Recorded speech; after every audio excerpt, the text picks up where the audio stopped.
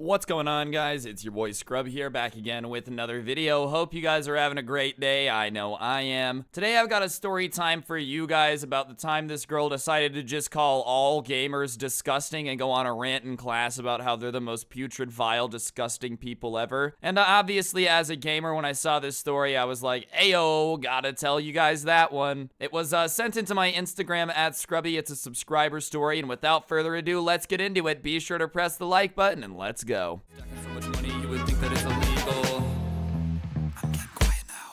Lay low when you're rich, so I'm piping down. Making out, stack the bread, cause you love the sound. Now look, I'm not gonna be the person who's gonna get up in front of the YouTube and lie to you guys. You know, some gamers definitely are a little bit disgusting. Let's be realistic here. I don't think a majority of us are gross. I will defend that. But we all know that there definitely are some dudes out there that smell like BO and like sweat hot Cheeto cologne. There's definitely some of them out there. Like the way society thinks about gamers, people think about it that way for a reason. They exist. I definitely think our generation gaming is cool, so it's not as like weird, but yeah, there's definitely some gamers out there that are a little bizarre. That being said, when somebody decides to call all gamers disgusting, I do take it a little bit personally, okay? I'm repulsive, I'm not disgusting. There is a difference, okay? I've never made anyone throw up, I've just made someone dry heave before. I can't be that gross. Jokes aside, I don't really understand how you can call a group of anybody gross, like all of them, you know? Oh, all tennis players look like a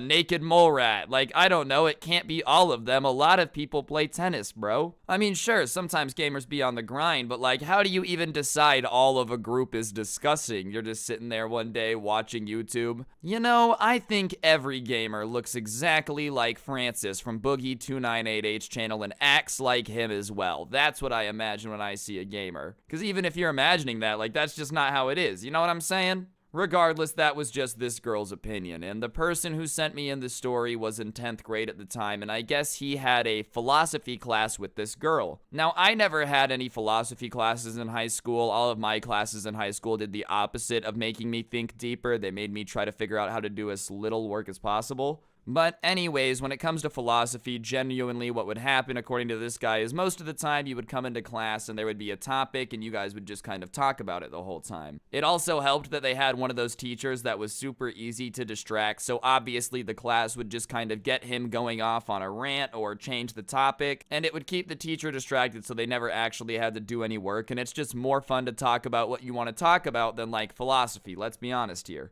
And for some reason, the topic of dating preferences had come up this day, like, oh, what people like, what people don't like, which, you know, I personally would never be exposing myself like that in the middle of class, but whatever, I guess this philosophy class just was talking about the philosophy of what makes a good girlfriend, you know? And it wasn't trying to be offensive, it was really just people saying, like, oh, I like this in a person, I like this in a person, you know, I like moms, it's a proven fact. In fact, if you don't press the like button, I'm gonna have to sleep with your mom. And all of these people were just kind of being honest about it, just what they liked. It wasn't offensive, it wasn't trying to be mean. However, the guy who sent in this story, the subscriber, raised his hand and said something about how he doesn't like girls who vape or whatever. Which, you know, is pretty fair. It's petty to me, like, I don't really care if people vape. But hey, it's called a personal preference for a reason, dog. If you don't want to date somebody who vapes, that's totally your choice. Well, apparently, dude, it was very, very offensive because one girl kind of across the class goes like, what the heck? And then starts saying, like, vaping is a real addiction, and the fact that you would, like, not date someone based on an addiction that they have is disgusting. Yeah, you know what else is an addiction? Heroin. And I can tell you all now that I would never date a heroin addict, bro. Like, I don't really feel like it's that bad. Obviously, you know, nicotine and heroin are very different. But yes, you are allowed to not date someone because they're addicted to something. That's totally up to you, bro. So she starts going on and on about how people struggle with nicotine addiction, yada, yada, yada, acting as if this guy just dropped the worst insult of all time. And he wasn't even being mean. It's not like out of nowhere he just screamed in class, oh, if you jewel, you're ugly. Like, it was relevant to the topic of conversation. So he tries to apologize just because it was feeling awkward, dude, and she's having none of his apology whatsoever. She starts kind of going in on him, like saying that clearly he just doesn't have the life experience if he thinks quitting vaping is that easy, and he's a moron. I don't know if this girl vaped. He didn't tell me in the story. I'm guessing she had to, because this is taking it weirdly personally for somebody just saying something, dude. Like, hear me out, you know? She has to have been weirdly addicted to vaping because, I don't know, for example, I really, really like to spend money on microtransactions in video games. If somebody was like, that's really stupid and a waste of money, I wouldn't get mad. I would be like, yep, you're right, because it's the truth. Just because you're vaping doesn't mean it's good for you, dog. Like, just because you are constantly drinking, Windex doesn't mean it suddenly is a Gatorade flavor. It's still bad for you. And she starts saying that this kid looks like a slimy grease ball. She starts insulting the subscriber. And at that point, the teacher gets involved and he's like, all right, guys, let's calm down a little bit. You know, the goal of this classroom isn't to make enemies. It's to have good conversations. And she starts getting into it with the teacher now, being like, you're gonna let him talk to me that way and not yell at him. Like, I can't believe this. This isn't a good conversation. And the teacher does the logical thing and just tells this girl, like, well, it's his personal preference. You know, what do you want me to do? Tell him he has to date people who vape? It's a student. We were talking about this. Like, yeah, you can say whatever he wants. And the girl at that point is like, well, I think everyone who plays video games is disgusting. Like, they're gross, they're fat, they're sweaty, they're just the most disgusting things ever. And so obviously the class is kind of like, okay, you know when somebody snaps and is just screaming in class and the entire class just goes dead silent, like you can hear a pin drop? That's what happens. And finally, she's just still ranting like every now and then about how like, and they're lazy, like just still going off about how apparently everyone who plays video games is the worst person ever. When somebody asks her, they're like, well, why do you think that, dude? You know what I mean? And so she started explaining that like, her dad apparently, plays video games and he's really lazy and da-da-da-da-da. And so the kid who sent in the story goes, well, it sounds like you hate your dad, not gamers, and that's a you problem. And obviously that's kind of funny, so the class started laughing. And look, while the joke might have been like a little mean, like, oh, haha, you hate your dad, like, let's not forget that she is the one that has decided to start just insulting this dude, saying that gamers, like, basically are shells of human beings that aren't even humans, bro. We're just slightly smarter dogs. And so he just made that joke and everyone started laughing, dude. And obviously, this brings all of her anger to DEFCON 1. People like this hate one thing above all else, and it's looking dumb. And yeah, anytime you make a take that every gamer is a lazy, useless person just because your dad is, it's kind of funny. People are probably gonna make fun of that. And she started to get pissed because she was embarrassed. So she starts going on about how, like, specifically this guy and young people are lame because, not only does her dad game too much, but her boyfriend never texts her back when she's playing Call of Duty. Homegirl apparently had some very personal beef with video games. She was saying that every gamer, like, doesn't shower, and apparently, dude, she said that gamers are so lazy that all of us have, like, an empty 2-liter bottle next to our setup that we pee into. She was just saying every stereotype known to man, and I honestly have to wonder if she had ever met someone who actually plays a video game before. Because, like, jokes aside, yes, I've made jokes before about cutting a hole in the bottom of my DX Racer, getting a 5-gallon bucket so I don't have to get up. I'm not actually gonna do that. Like, I'm a human being. You're not gonna catch me crapping in a bucket and peeing in a bucket so I can continue my gaming marathon. I might hold it till the end of the round. I'm not gonna deny that occasionally happens, but, like, I'm not a dog, dude. This lady was literally acting like we were just the dumbest thing ever. In fact, I think the best way I could describe her vibe of what she thought every gamer was like is, if any of you have seen that episode of South Park where it's like the World of Warcraft guy who's just an absolute nerd. He's grinding World of Warcraft. He gets so good that he literally can kill people in no PvP zones, and he's just this fat old man with, like, balding. Yeah, I'm pretty sure that's what she thought every single gamer ever was like. And that's not how we are. Trust me, I've played video games forever. I've met different types of people from all walks of life, dude. I've met dudes that are 6'7", jacked super athletes that like video games. And yeah, I've met a few Jabba the Hutts. I've met myself. I look like a stick bug. I literally think most of you could snap me in half like a toothpick. I love video games. We got some variation. Not all of us are the World of Warcraft guy who's never kissed a girl sitting there like, my level 17 magic spell. So she goes on her rant, does this all, and then looks at the guy who sent me in this story and is like, yeah, what do you think about that, you disgusting loser? And the way she said disgusting loser, she was very clearly like thinking that was going to be the death blow to this guy's feelings. He was just going to instantly burst into tears. Oh no, the big mean girl said that I'm disgusting. And she's like, you know, tears in her eyes, that mad. And the kid who sent in this story, the gamer, just looked at her and went, I bet you vape. Huh? That was his response to her just going off, calling him a loser, saying the thing he loved is super dumb. His response was, oh, I bet you vape. And when he says that, she just starts screaming, is that all you have to say? Are you kidding me? Even after everything I just said, you're still gonna focus on the vaping? And she starts running at him like pissed. And the teacher is getting between them, and she's like trying to get over the teacher to fight this guy, dude. I don't know if asking her if she vaped was just too disrespectful of a question or what, but she's literally like trying to swim move the teacher like a defensive lineman in the NFL just to get over there and show this kid who's boss. All right, guys, I'm gonna interrupt the video for 1 second. On screen now is actually a Roblox gift card. I give away a gift card in every upload I have here on the channel just as a way to say thank you to everyone who's subscribed with notifications on. So if you don't have those on already, be sure to turn them on. It helps out the channel a lot and you'll never miss another video. Real talk, I do really appreciate everybody who already is subscribed with notifications on. You guys help out an absolute ton. And yeah, to whoever got the gift card, enjoy it. Spend your Robux wisely. Maybe invest it in the stock market. And yeah, I'll shut up. Let's get back into it. So as I said, the girl's going ballistic and the dean is trying to hold them apart. Not the dean, the teacher. But the teacher says to call the dean because he's holding them apart. You know what I mean? Like, he needs some help. Sorry. So one of the kids like calls and says to send down, I don't know if you guys had like the hall monitors that doubled as security that would come break up the fights and stuff. And once she hears that, you know,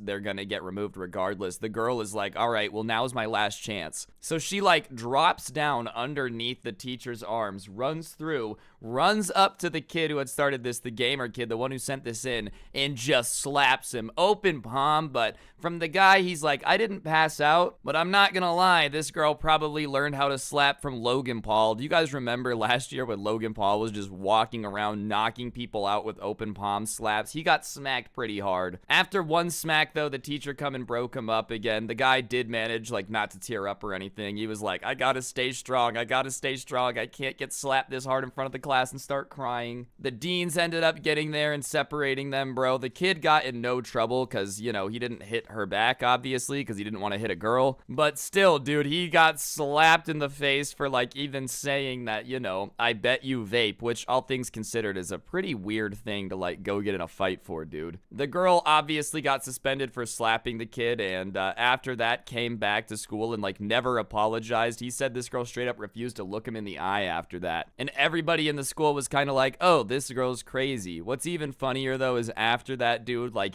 in school, the story got around about what would happen, and whenever the kid who sent this in would walk around, people would be like, gamers are disgusting, like, making fun of her. Not when she was around, but, like, to him. So he was like, all things considered, I did get slapped, but everybody thought it was a really funny story, so I guess it's kind of a W. Anyways, guys, I think that's going to do it for the video. Hopefully you enjoyed. If you did, I would really appreciate you taking a second to press the like button. Let me know in the comments section down below what you thought. It really does help out the video a ton. If you don't know what to comment, just go ahead and comment the word zombies down below, just like the gameplay. It does help out. Realistically, if y'all are offended, dude, if you think that all video games are losers and I was in the wrong on this story, I don't know what to tell you. This probably isn't the channel for you. But if you're anything like me and you just love seeing people who don't understand video games get kind of owned, I hope you enjoyed it. If y'all want more content, I do have a podcast called The Scuffed Cast. Link can be found in the description. Feel free to check that out if you want more content, along with a link to the intro song that can also be found down below. The merch store, the Teespring store, is also in the description down there. If you guys feel like checking it out, no pressure. The Instagram is just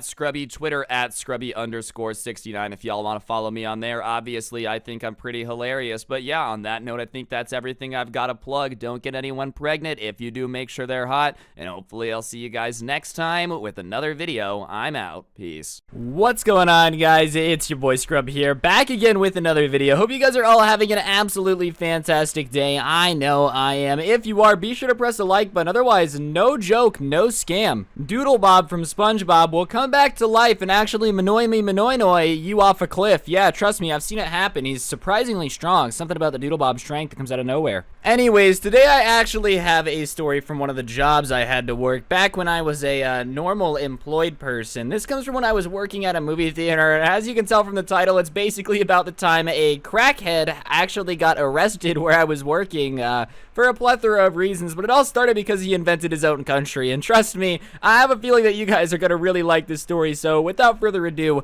let's get into it. Now, I really hated being a cashier at the movie theater, but every now and then it would happen, and I guess time would pass by relatively quickly, so for the most part, I would just kind of shut up, do my job, and then go home at the end of the day. That's what everybody does at work, right? Like, I don't think anybody pulls up to work and is like, ugh, I love being here, you know? Can't wait to wake up tomorrow, go back, and stand in a place I don't own for 8 hours doing menial tasks for minimum wage. Like, that's never anything anybody likes to do. So, obviously, I would just kind of go and try to pass my time as quickly as possible. And every hour or so, there would be these massive rushes of people whenever the movies from, like, the last set would get out, and the new set of movies would be getting in. So we'd be super busy in the concession stand for maybe 30-40 minutes every hour and a half, and that was the time when it would go by the most. And in between these, when I say that it would be dead, I mean it would be dead. Like, nobody would come in, because shockingly, most movie theaters aren't very popular when your movie doesn't start for an hour and a half and you can't go in and sit in the theaters. Crazy, I know. Trust me, every now and then we would have some weird people who would, like, come an hour early to get their popcorn just to get a large one so that way they could get the free refill before their movie starts, which is just weird, bro. We'll give you the free refill before you leave, too. You don't have to come sit in our lobby for an hour and awkwardly stare at me to eat your buttered popcorn. I promise you, your heart and your cholesterol would thank you if you didn't eat 2 large popcorns. Like, you know how much butter is on a large popcorn, okay? Paula Deen would go into a diabetic shock if she ate the same amount of butter that you did, Daryl. But regardless of Daryl's eating habits, that was kind of the norm. So whenever people would come in when there wasn't a rush coming, we would just kind of be caught a little off guard, and things definitely weren't normal for people to come in that early. But hey, if you want to put yourself in a diabetic coma by eating enough butter to kill a full-grown elephant, that's totally on you. Do your thing, man. Like, you live your life to the best of your ability and understand that I love you and I support you no matter what you do. So obviously there's that. And yeah, so one day we're kind of sitting there in between rushes and this crackhead comes in. And I know what you're thinking, Ryan, it's a little bit too rude to judge if somebody's a crackhead, but let me explain this, okay? This guy comes in wearing a crop top, which, I mean, if a dude wants to wear a crop top, that's totally your thing, with the hairy chest, looking like he hasn't showered in about 18 days. And when I say 18 days, that might be a little bit generous, all right? It almost looked like he was a werewolf, and he hasn't showered since the last full moon, and then hasn't showered for like 8 full moons before that. This guy looks like an absolute crackhead. And it doesn't help that he's missing enough teeth that when he smiles, you're not really sure if you're looking at a smile or, you know, like bowling balls going down range and knocking over half the pins and then the pins that are left. I know that sounds mean, and yes, you shouldn't judge a book by your cover or whatever. And I mean, I've dealt with crackheads before. It's pretty normal, you know. Like, I wasn't saying I was going to kick him out for being a crackhead. I'm just saying he was a crackhead. So he walks up to me and he's like, hey, I'd like a beer. And we did serve beer in our movie theaters, and I was 18, so I could serve it. I just couldn't. I had to have like a manager come and make sure the idea was legit, so that way I just couldn't sell it to my friends. Whatever. It's kind of annoying, but like, yo, that's the way the ball bounces sometimes. They don't want you selling alcohol to crackheads, obviously. So I say, yeah, can I see your ID? I just need to get my manager to look at it, right? So obviously, you know, this should be no problem, because even though you got crackhead energy, you just give me your ID, I'll sell you your beer, and you can be on your way. Trust me, I don't want to deny you the beer. I really don't. I'm just doing my job. But when I ask him for his ID, he goes, oh, you don't believe I'm 21? And so I kind of explain, yo, I believe you're 21. You look 21. The thing about druggies is you never know how actually old they are. Like, trust me, this guy looked like 37, but for all I know, he could have been 18 and on crack since he was 14. I don't really know how that stuff works. So he's kind of like, well, why don't you believe me? And so, hey, dude, I'm just doing my job. I'll get fired if I don't have somebody look at your ID. It's not up to me to decide.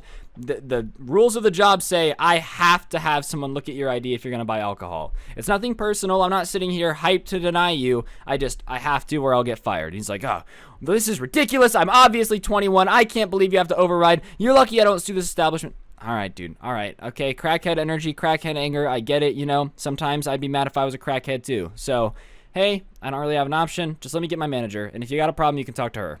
Fine. But this better be quick. I don't want to miss my movie. I know for a fact that no movie is starting for at least an hour, so trust me, you're going to be fine. It's not going to take an hour for my manager to come down here. So I politely say, hey, no movie start for an hour, so don't worry about it. And he goes, oh, no, it's my movie that I made. Like, it's my movie. And I'm like, oh, okay. So clearly this guy's a little bit unhinged. So I get on the radio and I tell my manager, hey, there's a guy trying to buy beer. I need you to come check his ID. Make sure everything's legit. Make sure everything works. Everything's fine, right? Pretty normal. So she comes down and she turns the corner and she sees the crackhead and her eyes get really wide, which is what mine wanted to do, but I was trying to be nice to the guy. And like I said, everybody gets on hard times. For all I know, he could just be a little eccentric. I'm not trying to be judgmental out here. Crackheads got to do crackhead things.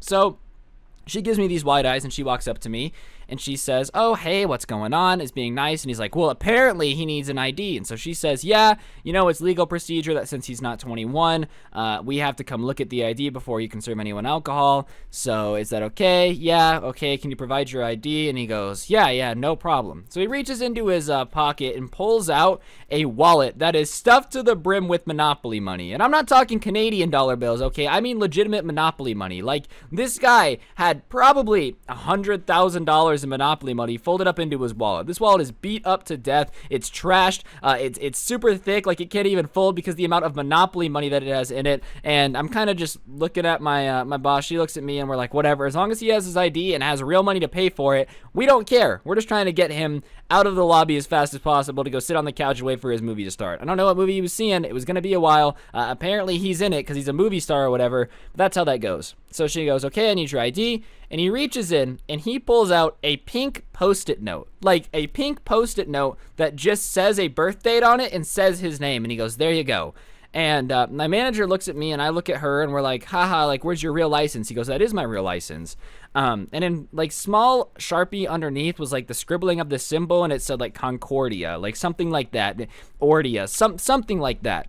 So my manager goes, we can't take this ID because obviously this is not real. And he goes, yes, I've seceded from the United States. It's my own country. I can show you legal documentation. It is my country, and I demand that you accept this identification. For if not, I will sue you and declare war on you through the country. And then he says the country's name. And I'm like, yo, bro, I am not getting paid enough to fight a crackhead right now. So my manager kind of looks at me, and to be honest, I could tell by the look in her eyes, we didn't want to serve this guy alcohol. The last thing we needed him to do was get any crazier, obviously. Like, him getting crazier doesn't benefit anybody.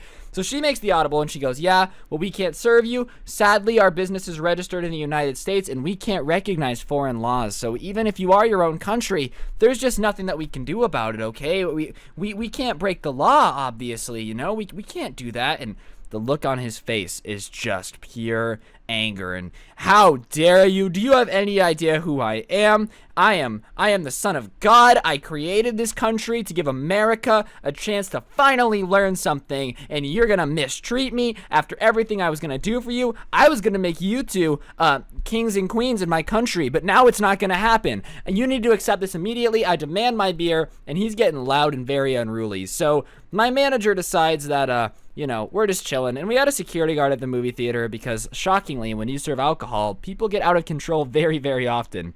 So we had a security guard on deck whose job it was to just kind of keep people that were a little bit crazy under control, you know, because sadly, people getting out of control wasn't as rare as I wish it would have been. Like, don't get me wrong, if I could have a world where I didn't have to deal with crackheads for most of my job, then that'd be great. That's just not the reality of the situation. So the security guard comes over and basically tells the guy that he has to leave. And this is where DEFCON 1 starts happening. Crackhead man, with all this crackhead energy, just starts wailing on the security guard, trying to fight him. The good thing about crackheads is they're not very strong. All their muscle mass has been dilapidated by, you know, crack. But, putting up a fight. Apparently this movie that he's in and starring in, Crackhead Boy, is apparently it's gonna win an Oscar or something, because he was taking this very seriously. So our security guard, after realizing this is gonna be a fight, says call the cops, because clearly this guy is out of control, and even for his own safety, obviously this guy's not right in the head. It's better to get him some help than it is to just let him back out on the street. So we call the cops, and the security guard takes him outside and just kind of pins him down as doing stuff. And I'm kind of sitting here like, I did not expect this going into work. Normally,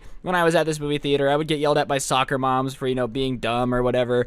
You don't really expect to have to get the fisticuffs with a crackhead and call the police. It's not a normal thing. So about 2 minutes later, the cops pull up. We were right down the street from the police station. They kind of asked what happened. So I had to give a statement about what crackhead guy did. Security guard gives a statement, manager gives a statement, and they're like, yeah, this guy's kind of known in the area. He does this pretty often. He'll go into a place and talk about his country and try to use, his monopoly money, which is his country's money, to pay for things, or he uses his fake ID to try to get stuff. And so we know what this guy's like. And so we're like, oh, well, he got in. You have to pay for a ticket to get in to buy food. And so we go, and there was a new girl at the cashier spot, and this dumb girl took Monopoly money as money. He paid with this Monopoly money, and the girl didn't even question it. She just let him in. So she ended up needing to get retrained. She didn't get fired, surprisingly. I would have fired her. I mean, you're not going to work for my company if you don't know what money looks like. But yeah. Moral of the story is, crackheads can go crazy at any given moment, and just because you're in a movie theater doesn't exactly mean that you're going to be safe. On that note, though, guys, that's going to do it for the video. Hopefully you enjoyed. If you did, I'd really appreciate... Oh, I forgot something, actually. So, that wasn't my last interaction with the crackhead. I almost ended the video. That was bad. So, he actually ended up trying to come back a couple months later, and I was standing at the, the concessions again, and I looked out the window, and I saw him walking up. So, I went up to the girl in the ticket office, and I said, you can't sell a ticket to that guy. First of all, he doesn't have money, but in the event that he does, you can't sell a ticket to him. And she was like, oh, okay. So he did try to come back, which is crazy to me. That real crackhead energy where you're like, I should just go back to the place I just got kicked out from. That's a fantastic idea. But that's going to do it for the video, guys. Hopefully you enjoyed. If you did, be sure to have an absolutely amazing day. Turn on the notifications, comment down below, all that good stuff. It does help the video do better, and I greatly appreciate it. Today's notification shout out goes to the one, the only, Nikon Owusu. Big shout out to you for having on notifications. If you want a notification shout out, you just gotta send me a screenshot of your notifications being on to my Instagram at Scrubby, and I shout somebody out every day. But on that note, hope you guys have an absolutely incredible day. Don't get anyone pregnant. If you do, make sure they're hot, and I'll see you guys next time with another video. I'm gonna go play some Borderlands now. Deuces.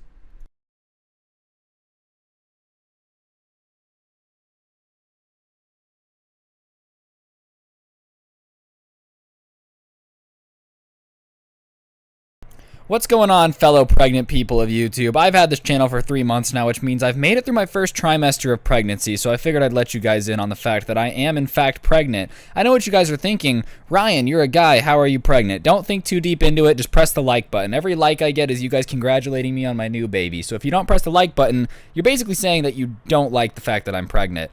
And that's where my advice has come from at the end, saying don't get pregnant because I'm experiencing it firsthand. I'm not actually pregnant, guys. Come on. I appreciate the thoughts and you guys saying that you want to throw me a baby shower. It's just not going to happen. But what is going to happen is we're going to talk about the time my Uber driver was drunk today. As you guys know, it's a long, hollow tradition that I am usually the designated driver for all of my hydrated friends. Whenever my friends go out and have a good time, it's my job to get them home as safe as possible. Usually I do this with a Batman mask on just to really complete the whole superhero vibe.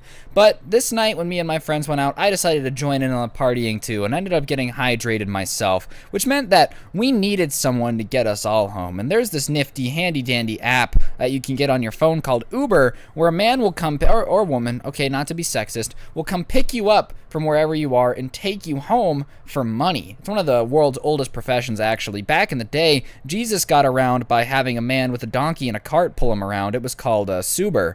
They just dropped the S when it came back this time, just like Jesus came back. And basically, when you're in an Uber driver's car, their job is to just get you home safely. That's really their only job. There's nothing else they need to do. The only thing they need to do is drive safely. That's basically it. So me and my friends were out partying, having a great time all night, and all of us were pretty hydrated. So when the night was coming to an end, we all decided to just get an Uber, get home safely, Uber pool that hoe, get home one at a time, and have an absolutely fantastic time. So we're standing outside of this party for a solid 10 minutes, and then here comes the brand new Toyota Camry. It's got leather seats. It's a class act, I'm not gonna lie. And we get in, and our Uber driver goes, yo, where do you guys need to go? And instantly, I feel like something's a little bit off, because the guy kind of slurs it together. Instead of, where do you guys need to go, it's more of a, where do you need to go? And I'm like, you know what? Maybe he's just got a speech impediment or something. I really doubt anyone would be stupid enough to Uber drive while they're drunk because that's A, illegal, and B, will get you a pretty hefty prison sentence. And the last thing you want to do in prison is when the murderers are like, what are you in here for? Oh man, got a little tipsy and decided to drive for Uber. It's just not a very intimidating thing, and we all know that prison is all about being the biggest, toughest guy in the room. And something tells me the Uber driver was definitely not going to be that person. So as we're driving, our Uber driver does the normal questions. How's your day going? We respond in the most hydrated way possible. Oh my God, have a great night. Oh my God. Just being typical teenagers that are slightly under the influence. Except he responds, yeah, I just got out of a party too. Figured I would pick some people up on my way home. And I go, well, you weren't drinking at your party, right? And he goes, nah, bro, of course I was. I was out there to have a good time. And I'm like, then why are you driving? And he goes, well, I just figured, I've driven drunk quite a few times. I don't think it's that big of a deal. Besides, what are the odds of someone really pulling me over? And I guess I was sober enough to realize that this was a really, really bad thing. This was nothing that the guy should be bragging about. In fact, it's the exact opposite. You don't tell the people paying you to drive them home so they don't have to be in a dangerous situation that they're now in a dangerous situation. That's called alienating the customer. And when I went to college for a semester, they taught me all about how alienating the customer is extremely bad and you shouldn't do it. So this guy basically broke business rules 101. So at this point, I'm getting a little nervous, but the rest of my friends are too hydrated to really get it. They're like, bro, that's so savage. And I've never understood when people flex the fact that they broke the law and other people's responses are, haha, that's savage. Yeah, it is savage, but we made laws so we don't live like savages. You want to really live like it's in Borderlands, have people's heads on spikes and stuff? I don't think so. I don't like the fact that people are savages. I like civilization. I really do. I think it's great, and that's why we have laws, and this guy was breaking them. And he goes, yeah, that's just how I live my life, like a savage. And I'm like, yeah, well, if we get pulled over, you're going to be living your life behind bars. Ha ha. And the guy's like, yeah, but they'll never catch me. I'm great at driving drunk. Which is basically the equivalent of flexing the fact, yeah, they'll never catch me. I'm really good at getting away with murder. It doesn't change the fact that what you're doing is wrong. It just means you're good at getting away with it. Which means you've done it a lot, which means you've had a lot of practice, which means you've purposely broken the law a lot. And I know I'm sounding like a stickler, but let's keep in mind that I'm supposed to be paying the guy for this ride. And I didn't go on Uber with the specific instructions, want a drunk driver, SOS. That's why we were doing this in the first place, was to avoid this situation. And now we got Dale Earnhardt Jr. over here trying to whip around in the foreign, because it is a Japanese car, so technically it is foreign, while whipping us around, flexing the fact that, oh, I do this all the time. Yeah, that's the problem. Man, you do this all the time. This is why we wanted to avoid this. Now I'm stuck with you, and there's really nothing I can do except try to avoid you, okay? So we're on the freeway, and he starts kind of swerving lanes, just generally not being very good at driving, that thing that you're supposed to be good at when you're an Uber driver.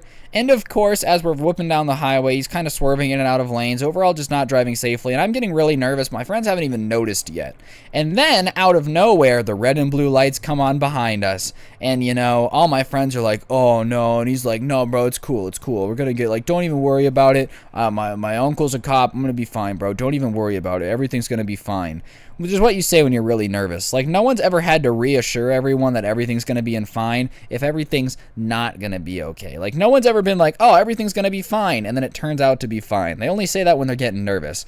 And in my head, I'm like, oh no, karma really did catch up to this kid quicker than expected. I at least wanted to get home before you got arrested, because now this is just bad. This is just all bad, all right? This is a negative situation. 0 out of 10 would not recommend. So the cop walks up to the car, and the Uber driver opens with something that I don't think is a good opening, which is, no, officer, I haven't had anything to drink tonight. Before the cop says anything, the cop hasn't even said, do you know why I pulled you over? Do you know what your name is? Is your name Jeffrey? Do you know that your Toyota Camry has the gas thing open? I don't know what he's gonna say. All I know is that the guy instantly responded with, I haven't had anything to drink tonight. So the cop naturally responds with, well, I didn't say you had anything to drink tonight, son, but have you had anything to drink tonight? And he goes, no. And he's like, well, judging from the smell of your breath, I'm gonna have to say that you are definitely not telling the truth, and I'm gonna have to do a field sobriety test. And then he goes, oh, well, my uncle's a cop. And he's like, okay, well, still gonna need to do a field sobriety test. It doesn't matter if your uncle's a cop. That's not how it works. It's not like the get out of jail free card. You can't get pulled over with a dead body in your trunk and be like, well, my uncle is a cop, so basically I'm home free. You're not allowed to arrest me. The law says that you can't get me in trouble because I'm related to an officer of the law. And he's like, no, officer, that really won't be necessary. As if that's gonna work. As if the officer's gonna be like, oh, you're right, my bad, bro. You go about your business, Uber these people home. And at that point, he turns his attention. He goes, "You got a pretty full car." And he goes, "Oh, I'm an Uber driver, and I'm taking these people home." And he's like, "Well, are they intoxicated?" And yep, we were 100% absolutely. So we just kind of come clean. We're like, yeah. And he goes, "Oh, okay, well, good on you guys for getting an Uber driver. I'm just going to test him real quick. I doubt there's anything to worry about because no one would be stupid enough to Uber drive drunk, but we'll just get this done really quick and we'll get you guys on your way in no time." And we're like, awesome. Or my friends are like, awesome. I'm like, yeah, this is going to take longer than a minute. So they do the test, and of course, he's drunk because he's drunk. So the cop comes to us, basically says he's going to have to take the guy to the station. We can find another way home, and basically takes us back off the freeway, puts us in a parking lot, and is basically like, all right, well, we can call your parents. And we're like, no, we'll just Uber, don't worry about it. He goes, "How old are you?" We're like, 21. And I think he knew that we were lying, but he just kind of was like, all right, we'll get home safely. We get another Uber driver. This guy's not drunk. We tell him what's going on, and he's like, yeah, you're going to need to report that to the company. I didn't want to, just because I didn't want the guy to get banned from, like, his job, but at the same time, he did kind of break the law and get arrested while Uber driving, so he kind of deserved it. We decided collectively that we probably should report it just because that's a super irresponsible thing to do, and definitely kind of should not be an Uber driver if that's your thought process. Like, it's just probably not a good idea. You know, it'd be like hiring a babysitter that's been known to smother babies. It's just 0 out of 10 would not recommend. There's like very few rules when it comes to driving other than don't drive drunk and don't crash, and you kind of broke one of the two rules you need to just not do. Like literally one of the two things you just can't do, and he just had to do it. So we did what we had to do, and I still feel bad about that a little bit, but not really, but like I do, but like not really, you know what I mean? Moral of the story, I did end up getting home safely, but it was just one of the craziest, like most awkward experiences of my life. You never hop in an Uber expecting these things to happen. I never went to Ubu Driver. That's all I'm trying to say. But yeah, moral of the story, don't drive for Uber if you're drunk, especially if you're taking home other drunk people. And if you are going to drive drunk, maybe drive a little bit better. Don't swerve around on the freeway. And when the cop pulls you over, don't open with, "I haven't had a drink. By the way, my uncle's a cop, so you really can't arrest me." Still don't know what he was going for on that note, as if the cop was really just going to let him home scot-free. But on that note, guys, that's going to do it for the video. Hopefully you enjoyed. If you did, be sure to press the like button. Let me know in the comment section down below what you thought of the video. We are rapidly approaching 150K, so I just wanted to take a minute and say thank you. Press the like button if you haven't already, because like buttons actually will reduce this guy's sentence by a year or increase the sentence by a year, whatever you guys want. Just press the like button. That's basically what I'm telling you to do. On that note, guys, my name is Ryan or Scrubby. Hope you all have an absolutely incredible day. Don't get anyone pregnant, and if you do, make sure they're hot, and hopefully I'll see you guys tomorrow with another video. I'm out. Peace. What's going on, guys? It's your boy Scrubby here, back again with another video. Hope you guys are having a great day. I know I am. And if you are, be sure to press the like button. Otherwise, no joke, no scam whatsoever. You will be attacked by a Karen for literally standing in the road. Yeah, that's right, ladies and gentlemen. You don't want to take the chances. Karen these days are quite contagious, so I would press the like button. And yeah, without further ado, let's get into a lady who legitimately thought she owned the entire public street in front of a park. With me cause I'm up now. She give me top while I'm flexing in a bus now. Hey, she's looking at me while I buzz, so I kick her out the door so she can take the next buzz now. I'm a cash. Anyways, guys, what's poppin'? This story time takes place when I was maybe like 16, 17 years old, which makes this even more ridiculous, you know? Me and my friends don't like hang out at parks at lot once we learned how to drive and like could actually go places on our own. Hanging out at the skate park and like, generally being in places surrounded by like little kids and moms is just not a vibe once you can drive. But for whatever reason, one Friday, like after school, we all just decided to go to the park and hang out. And there was a park pretty close to our high school, and the way it worked is there was this park, and then right across the street were all these, like, really nice houses, you know? And for the most part, we just kind of left the houses alone, obviously, because we had just come to the park to hang out and have a good time. We, like, surprisingly, were not just randomly walking around the middle of nowhere looking to break into houses in broad daylight at 1 p.m. I know, as you guys are aware of here on the channel, I am a little bit of a criminal mastermind, but shockingly, no, I was not trying to break into, Karen houses. Regardless, me and my friends start playing kickball on this field. I don't know where we got a kickball. I think we were just bored and somebody happened to have it. So we were like, yo, let's play kickball. So we're playing in this big grass field. And the last time that any of us had played kickball before this, being 16, 17 is like elementary school, and I don't know if you guys are aware of this crazy phenomenon, but boys get a little bit stronger in between the ages of 9 and 17. I know, it's a closely guarded secret. Any girls watching this just got a tip. But puberty does make you stronger. So the first kick, one of our friend goes up to boot it, and that ball just goes flying because a grown man kicking a kickball makes it go pretty far, you know? It's funny that, like, in 3rd grade, I wasn't able to kick a home run in kickball, and now you just roll a kickball at me. I'm gonna kick that thing so hard it's gonna go into orbit and knock a satellite down. Like, you don't really want the smoke when it comes to the kickball genes, okay? Anyways, the first guy steps up and boots it, and it goes flying right over the grass and lands in a yard of one of these houses. Keep in mind, we are literally a peaceful group of kids, like, playing kickball, you know? So our friend goes over there and walks into this yard and picks up the ball and goes back across the street, or is, like, trying to get back across the street. And as he's coming back across the street, like, the door opens, and I don't hear anything very specifically. All I hear is call police. But like that's about it, you know, not their whole sentence. And I see my friend just kind of like look up and look confused and just kind of like make a motion with his hands to the ball and like picks it up. And then we just hear more screaming like, don't care, police. Like I can't make out all of it because it's across the street at the park and I don't have supersonic hearing, but it's very obvious that she is upset. You know, so he comes back over and basically explains that the old woman who came out of her house says that we are trespassing by playing at the park and that she's going to call the police on us unless we get off of her property, you know? And I'm thinking maybe it's just an old lady who's home, sees a bunch of 17-year-old kids at the park and is scared, you know? We give her the benefit of the doubt, basically being like, we know we're not trespassing because this is a public park, so if she's gonna go crazy and be like, I'm gonna call the cops, you're more than welcome to. I will explain to the police why I'm playing kickball. I don't even think the cops would stop, to be honest. Like, hello, 911, kids are playing kickball at the park and I need you now. But regardless, you know, our friend comes back and he's explaining the situation and we don't see her outside of the house. It looks like she's gone back inside. So we're like, well, whatever, I guess she can be mad. Well, let's just get back to playing kickball because we were having fun playing it. You know, we had only gotten like one kick in before he just sent it over the street to her yard too. So we hadn't really gotten to play a lot, so we keep playing. And maybe 5 minutes later, enough to like switch sides once, we see this girl in like girl is a little young.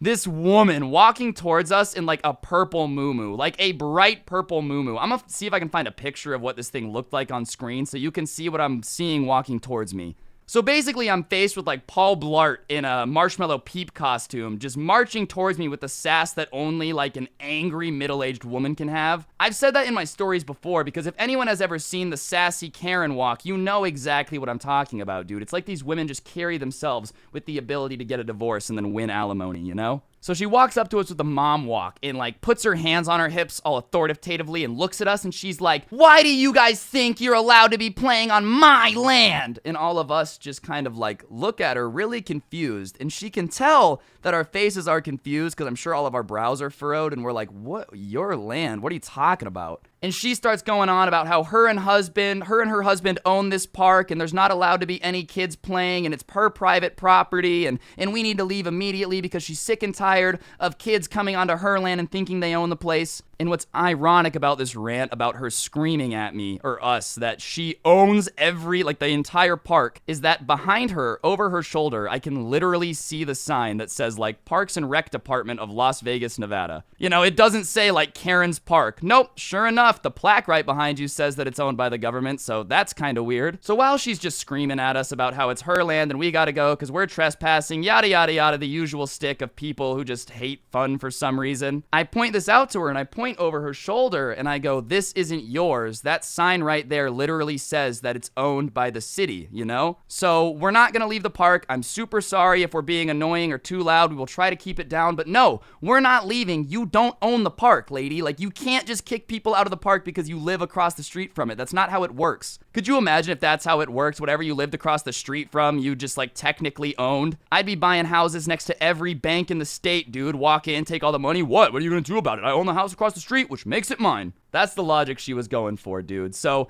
I tell this to her and I'm like, you don't own the street and we're not leaving. And she looks at me and is like, well, I own the street that your cars are parked on. And she points at the street where all of our cars are parked, which is across the street from her house. And then the park is right there. Like, we are parked on the sidewalk, and then the grass is on the other side of the sidewalk, and then there's a whole street in her house. So we are not anywhere near her house. We're not parked in front of her house on the sidewalk. We're not parked in her driveway. Like, we are nowhere near her property. So I start laughing when she says this because I know enough about, like, my rights to know that you don't own a street, dude. Unless it's a private street, you don't own a street. So I am laughing at her, and I tell her that. I'm like, wow, that's crazy. Is this a private street? She's like, no. And I'm like, well, then you don't own it, you know? If it's not a private street, you don't own the street, and we can park here. And she just starts getting belligerent, dude. She's like, oh my God, kids are so disrespectful these days. I can't believe that, you know, what would your parents think? Just incoherent, not even finishing her thoughts, dude. Like, I can't believe your teachers, like just spurging, man. She is freaking out at the fact that, you know, we're not gonna move our cars or leave the public park. So I think at this point, she finally understood that the cops weren't gonna do anything because the threat of the cops disappeared when, like, it became clear that we knew that the road was public and that the park was public and we just weren't gonna leave. And I don't know if she genuinely thought that she owned the park or if she just didn't want loud kids playing games, so decided to make up a lie because they thought we were gonna believe it, you know? But she immediately backs down from calling the cops and is like, well, guess what? I own the street, so I can get all your cars towed unless you guys leave right now. I will call a tow truck. And she just has this sass to her, you know, and she's giving me like this eye roll, like, you know, the look moms give you. It's not an eye roll, but it's kind of the side eye of like, well, what do you have to say about that young man? And I'm like, all right, go ahead and call the tow truck, you know? And her jaw literally drops because the tow truck can't take my car if I'm legally parked. Like, do you think that you can just call a tow truck and say, I don't like this car, move it? Do you think that's how it works? Like, I don't know what she thought. I'm not parked illegally, so go ahead and call a tow truck, please. Waste the tow truck driver's time. I don't care. They're not going to tow my car. So we're all telling her, laughing at her, like, go ahead, tow our cars. Like, oh, please call a tow truck because we're just not afraid of her, dude. And I think maybe she started to realize that she was in the wrong, but she was too prideful to admit that she got schooled by like a bunch of high schoolers. So she sits there arguing with us for a little bit. And at this point, we just kind of are like, just keep telling her, call the tow truck. Like, call the tow truck, call the tow truck. Like, we're not responding to anything. She's trying to bait us into just arguing with her, you know, saying things like, oh, well, you guys suck at kickball. It's like, oh, wow, you got me. Like, you were watching me through your window, watching me play kickball, and I'm the creepy one. You were watching children play kickball through your window, and I'm the weird one. Just stuff like that, just trying to bait us into arguing with her so that way she could, like, you know, pull the victim card. And finally, after like 5 minutes of arguing with us, she walks away and goes into the house. And all of us are just laughing and having a good time. And as soon as she leaves, we get back to playing kickball because we figure there's no way she's actually going to call anyone, right? Like, nobody has that situation where they get wrecked that hard and then are like, well, you know what it is, time to actually go through with my threats. Like, no, you're just dumb. But like 15 minutes after she had gone inside, sure enough, a tow truck starts like pulling into the park, and we're just laughing because we know that this tow truck driver has got to be so confused, dude. She probably called out, there are 90 children parked in front of my house and they won't let me leave and I need them towed immediately. And then this tow truck driver pulls up to the park and there's like 4 cars parked on the street and kids playing kickball. He's like, what? Where are all the kids that are blocking you in, ma'am? I have a job to do. My kids rely on this income. And she's like, who cares about your kids eating? Tow those kids. I don't care if it's illegal. Lose your job. It's for me. So we see the tow truck come over and it's like kind of parked by our cars because we were the only cars really parked there on the street, you know? Everything else was in the parking lot. And sure enough, he gets out and the lady comes out and she's talking to him and she's pointing at our cars and making like all these very dramatic hand movements, you know? The best way I would describe it is like, you know when the guy at the airport is trying to get the plane to get ready for takeoff and they're just waving those glowing triangle things everywhere? That's basically what she's doing. So we walk over there, and as we get closer, you know, we can't hear the tow truck guy, but we can hear bits and pieces of her incoherent screaming. And it's basically like, what do you mean I own this road? Wait till my husband hears about this. I'm gonna have your head. Da-da-da-da. Typical Karen talk. Like, what? What is your husband gonna do about the fact that you don't own the road? Do you really think that your husband has like $30 million to just buy a park in Las Vegas and the road and every house on the road and then also be able to pay to turn it private? I just don't think that's gonna happen. So we get closer and the tow truck driver is very calmly explaining to her that no, he can't just tow a car because she wants him to if it's not parked illegally. That's just called stealing a car. Like, if a tow truck takes your car when it's parked legally, I'm pretty sure that's just Grand Theft Auto. Anyways, one of my friends who's with us very calmly walks up to the tow truck driver and is like, hey, these are our cars. Do you need us to move them? And the tow truck driver is like, no, you're not parked illegally. You don't have to move it.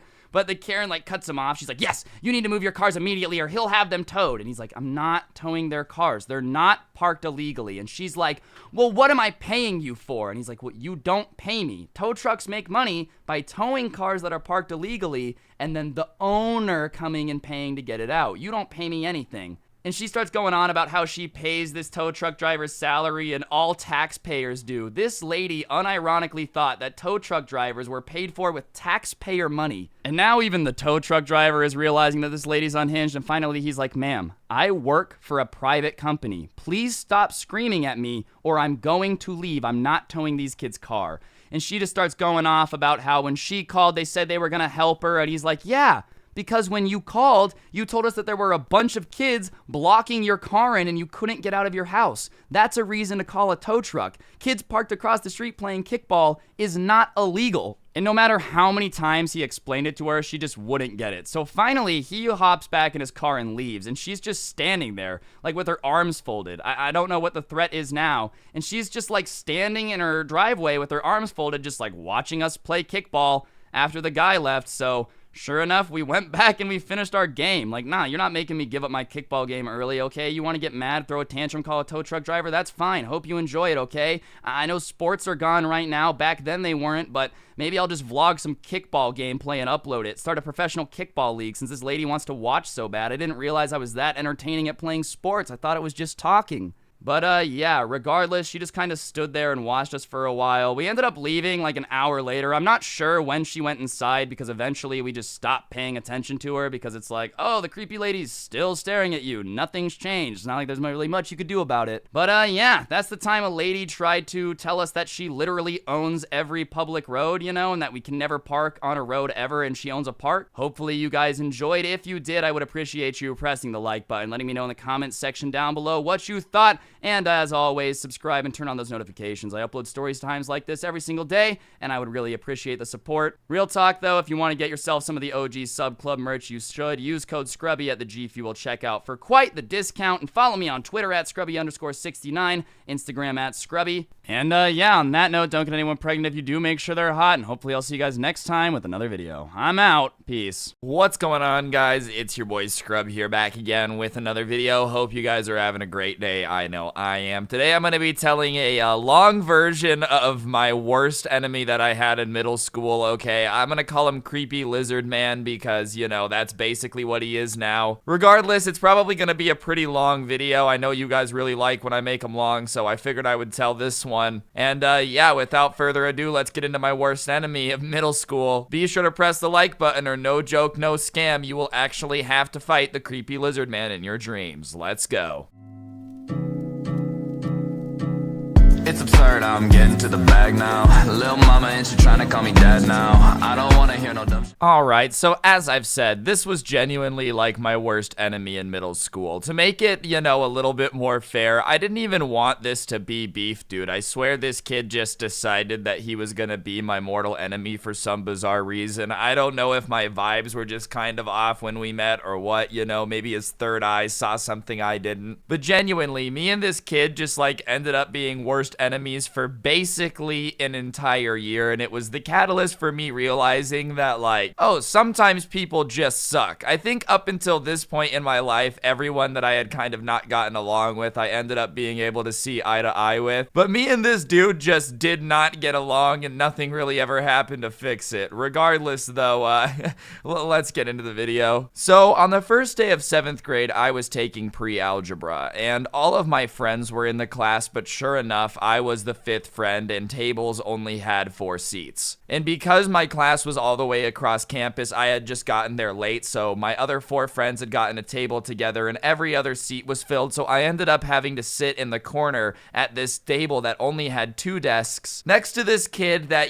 I'm not saying deservingly had a reputation, but had a reputation for definitely being a little bit kind of weird. Regardless, I was just trying to make the most out of the situation, so I sat down and was just gonna try to make the most of it and give him the benefit of the doubt, even though I had heard that he was kind of mean and weird. And from the moment I sat down, I instantly realized he was kind of smelly. Like, I didn't really know what the smell was, but it smelled kind of sour almost. Like, imagine how like a warhead tastes, but as a smell. And I was trying to be polite, and I just said hello to him and, you know, asked how he was doing, and he just like looked up from his paper and just gave me a death stare, dude. Like this brutal, like, do not talk to me death stare. So immediately I was like, all right, this is how it's gonna be. I sat down, our teacher walked in, you know, she's doing her whole welcome to math class, blah, blah, blah, blah, blah. And then she did what most middle school teachers do, which is like, they didn't really want to plan anything for the first day of school. So they just had an assignment where you were supposed to talk to everybody at your table and like get to know them, because we were going to be doing a lot of group math this year. So you were going to have to get to know everybody that you were going to work with. And naturally, you know, I was kind of dreading this because I had tried to say hi to this dude and he had given me a death stare before. Like, I was literally just trying to say hi and homeboy was having none of it. So because our assignment is get to know each other, I kind of start trying to ask him questions, and he's just doing the thing again where like I would ask a question, he would just give me this death stare and ignore me and like keep going back to writing stuff down. But the stuff that he's writing down isn't really anything logical. Like, I'm kind of reading it as he's writing it, and it's just kind of buzzwords, you know? He's like, oh, investments in like return ratio, but like there's no numbers, there's no actual logical string. Like, it's almost like he's just writing buzzwords down that he heard while listening to CNBC while his dad was watching it. You know what I'm saying? So finally, I just asked him a question. I'm like, oh, what are you writing? Because it doesn't make sense to me, and he was ignoring all my other questions. So I tried to maybe ask him something about like what he liked. And he like slams his pen down all mad, and he looks at me and just says, I don't need any friends, okay? I'm a businessman, and I don't need people like you trying to leech off me. So how about you just shut up and like mind your own business? And I'm sitting there stupefied, bro, because I'm not trying to leech off you. I don't know who you are. All I know is that everybody else in the school has told me that you smell bad and I should just genuinely avoid you. So yeah, when I'm just trying to be nice and like become your friend, the first thing you do is ignore me and then snap at me and say that like you don't need friends and I'm a leech. I obviously was like, damn, this is how it's gonna be. This is gonna be a rough year. I genuinely was just asking him about what he was doing, you know, something he was actively doing right then, something I thought he was interested in. And his response is to just tell me to shut up and not talk to him. And so the next day we had this like little practice test to judge what level we were at math. You know what I'm saying? And we got the test handed out and we were sitting next to each other, and this dude like pulled out these folders. I don't know if anyone else had to do this, but back in elementary school, whenever our teachers thought we were gonna cheat on a spelling test or something, they would like make us get these little folders and put them up on our desk so you couldn't see the papers. However, after like, you know, 3rd grade, we just stopped doing it. This dude in the middle of 7th grade pulls out these 2 Lightning McQueen folders and puts it up and is like covering his paper. And when I ask him what he's doing, he says, I know people like you want to cheat. I didn't really understand what he meant, and I was just like, all right, my bad, dude. So I went ahead and take my practice test, and like the entire time he's, you know, staring at me. Anytime I would look over, he'd cover his paper and be like, you can't cheat. Like, even if I wasn't trying to cheat, dude, if I was just looking at the clock, he was freaking out every time I looked over my shoulder, and I was like, God damn, this dude is paranoid. I don't know what his problem is, but it genuinely felt like he just had a problem with everything I was trying to do. Anyways, James Bond over here is like trying to keep his secret, you know, test to himself. But after we finish, our teacher does the whole pass to the left method, which means that like he's grading my paper and I'm grading his. And I'm expecting this dude to be some type of like genius, you know. He told me he's a businessman who doesn't have time for friends. He's acting like his math answers are like gold at Fort Knox, dude. He brought his own folders to prevent me from cheating, which, you know, listen, cheating in math class is just supposed to happen. Let's be honest here. Like, it's just what's supposed to go down. No one wants to actually do math. I don't remember anything I learned in math class. I just remember how I cheated in math class. Anyways, I'm grading his paper, and he literally gets every single question wrong. And I change a few of his answers as I'm grading it, because I figured that's just what you're supposed to do. Like, anytime I feel like you're grading someone's paper, as long as they're relatively nice, then, you know, you just help them out. You don't want their grade to suffer too bad. So, as I say, he gets every question wrong, so I change a majority of his answers. I think I ended up giving him like a 71%, which, if you're cheating, like, if you're really failing a class, when you cheat, you gotta aim low, you know, go mid B or like high C, low C's even, because they're not gonna question that. Like, if you're normally a D student and out of nowhere, you just start 100%ing every test, it's gonna be obvious. Not to mention, it's to judge our skill, and I knew that, like, it probably wasn't a good idea to get 100%, because then he might get moved to a harder class, which, in retrospect, before the rest of this story, you know, you're probably, like, I probably should have just tried to get him out of the class, to be completely honest with you, but regardless, I change his answers, I try to help him out, because it was for, like, a grade. So he hands me back my paper, and he had written idiot and stupid next to the 2 questions I got wrong, bro, which is just rude. Like, first of all, getting 2 questions wrong really isn't that bad, especially on the first, like,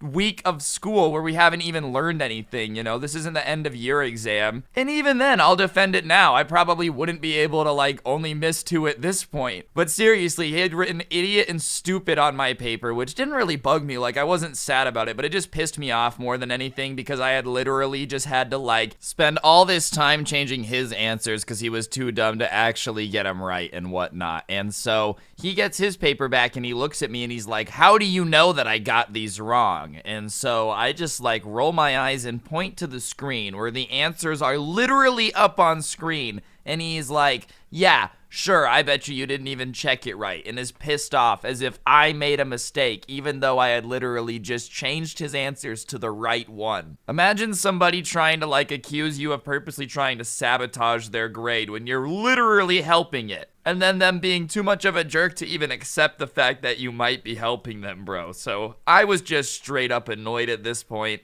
He starts double checking it and like hiding his new answers. You know, I'm the only reason you got a C in the first place. And at that point, I just realized that this kid, for some reason, just does not want to be my friend. You know, like the idea from my mom of, oh, if somebody's mean, it just means they want a friend, is always, like, sometimes it's just not the case. You know, here I am literally trying to be friends with this dude. I'm trying to make his grade better, and he's still a jerk, dude. Like, I'm not gonna put in all this effort if I get nothing. I tried. And that's what I would genuinely say to people. Like, if someone's being a jerk to you, try to be nice. Genuinely try to be nice. And if they reject you genuinely trying to be nice, at that point, I feel like you don't have to be nice anymore. I'm not saying I was, like, gonna go out of my way to destroy this kid's life, but once that happens and, you know, he's mad at me for trying to help his grade out, I'm like, alright, no more Mr. Nice Guy, you know, not no more Mr. Mean Guy, but I just decided to completely stay out of his way, and he would still, you know, get mad every now and then. If my papers ever crossed onto his desk, he would, like, shove them off. He refused to help me with anything if I was confused, you know, and refused to ask for help. He wasn't very good at math, but, like, somehow in his head, he had convinced himself that the teacher was actually wrong, which doesn't make much sense, bro. Like, her job is literally to teach math, and math isn't really something where there's, like, different answers, you know? Math is very right or wrong. It's not like there's a science where you could disagree on the premise that the teacher is teaching. Like, dude, the answer is either right or wrong. You can't make up your own math. That's just not how it works. Anyways, other than him just kind of getting mad at me every now and then, I genuinely just tried to stay out of his way because I just didn't want to fight with him. He smelt really bad, he didn't like me, and like he just didn't even want to try to accept help, so there was no reason for me to put in a bunch of effort trying to be his friend, and I stand by that. The rest of the year, though, does get worse because he's just like mumbling about this business, apparently, that he runs underneath his breath. None of it ever actually makes sense, and towards the end of the year, like the last quarter, we actually did trimesters in middle school, so the last trimester, he started to smell really bad. Like, it got progressively worse. Way, way, way worse. It was almost like he was rolling around in whatever smelled horrible. You know what I'm saying? And it got so bad that I would like spray my hoodie with Axe before I went in there and cover my face. I had the stereotype of being covered in Axe, but it wasn't because I wanted to smell good for the girls in my class. It was because I sat next to a kid who probably was genuinely a biohazard, dude. Like, I don't understand why he smelled so bad at this point. I ended up finding out, that's coming later in the video, but like, genuinely, this kid started to smell horrible. But because we were like the only two that sat together, sure enough, you know, my teacher just didn't really do anything about it. There wasn't anywhere else for me to go. Every other desk was filled. And it was better than sitting on the floor, I guess. Like, in retrospect, I probably should have just sat on the floor. But I was wearing a mask before it was even cool. Okay, I was a little bit of a trendsetter. Sure, it was because I sat next to a kid that, like, somehow managed to smell like lizard piss. But still, you know, I did wear it before it was cool. Take that, everybody. I'm a trendsetter out here. Everybody thinks I'm falling off when I'm really the person behind all these crazy trends recently. But, you know, I was just kind of miserably stuck there, and math class is already bad enough. And one day I look over and he's writing this business stuff down again, and curiosity gets the best of me because it still doesn't make sense. Like, genuinely, it's just kind of scrabbling with just business buzzwords kind of written really big everywhere.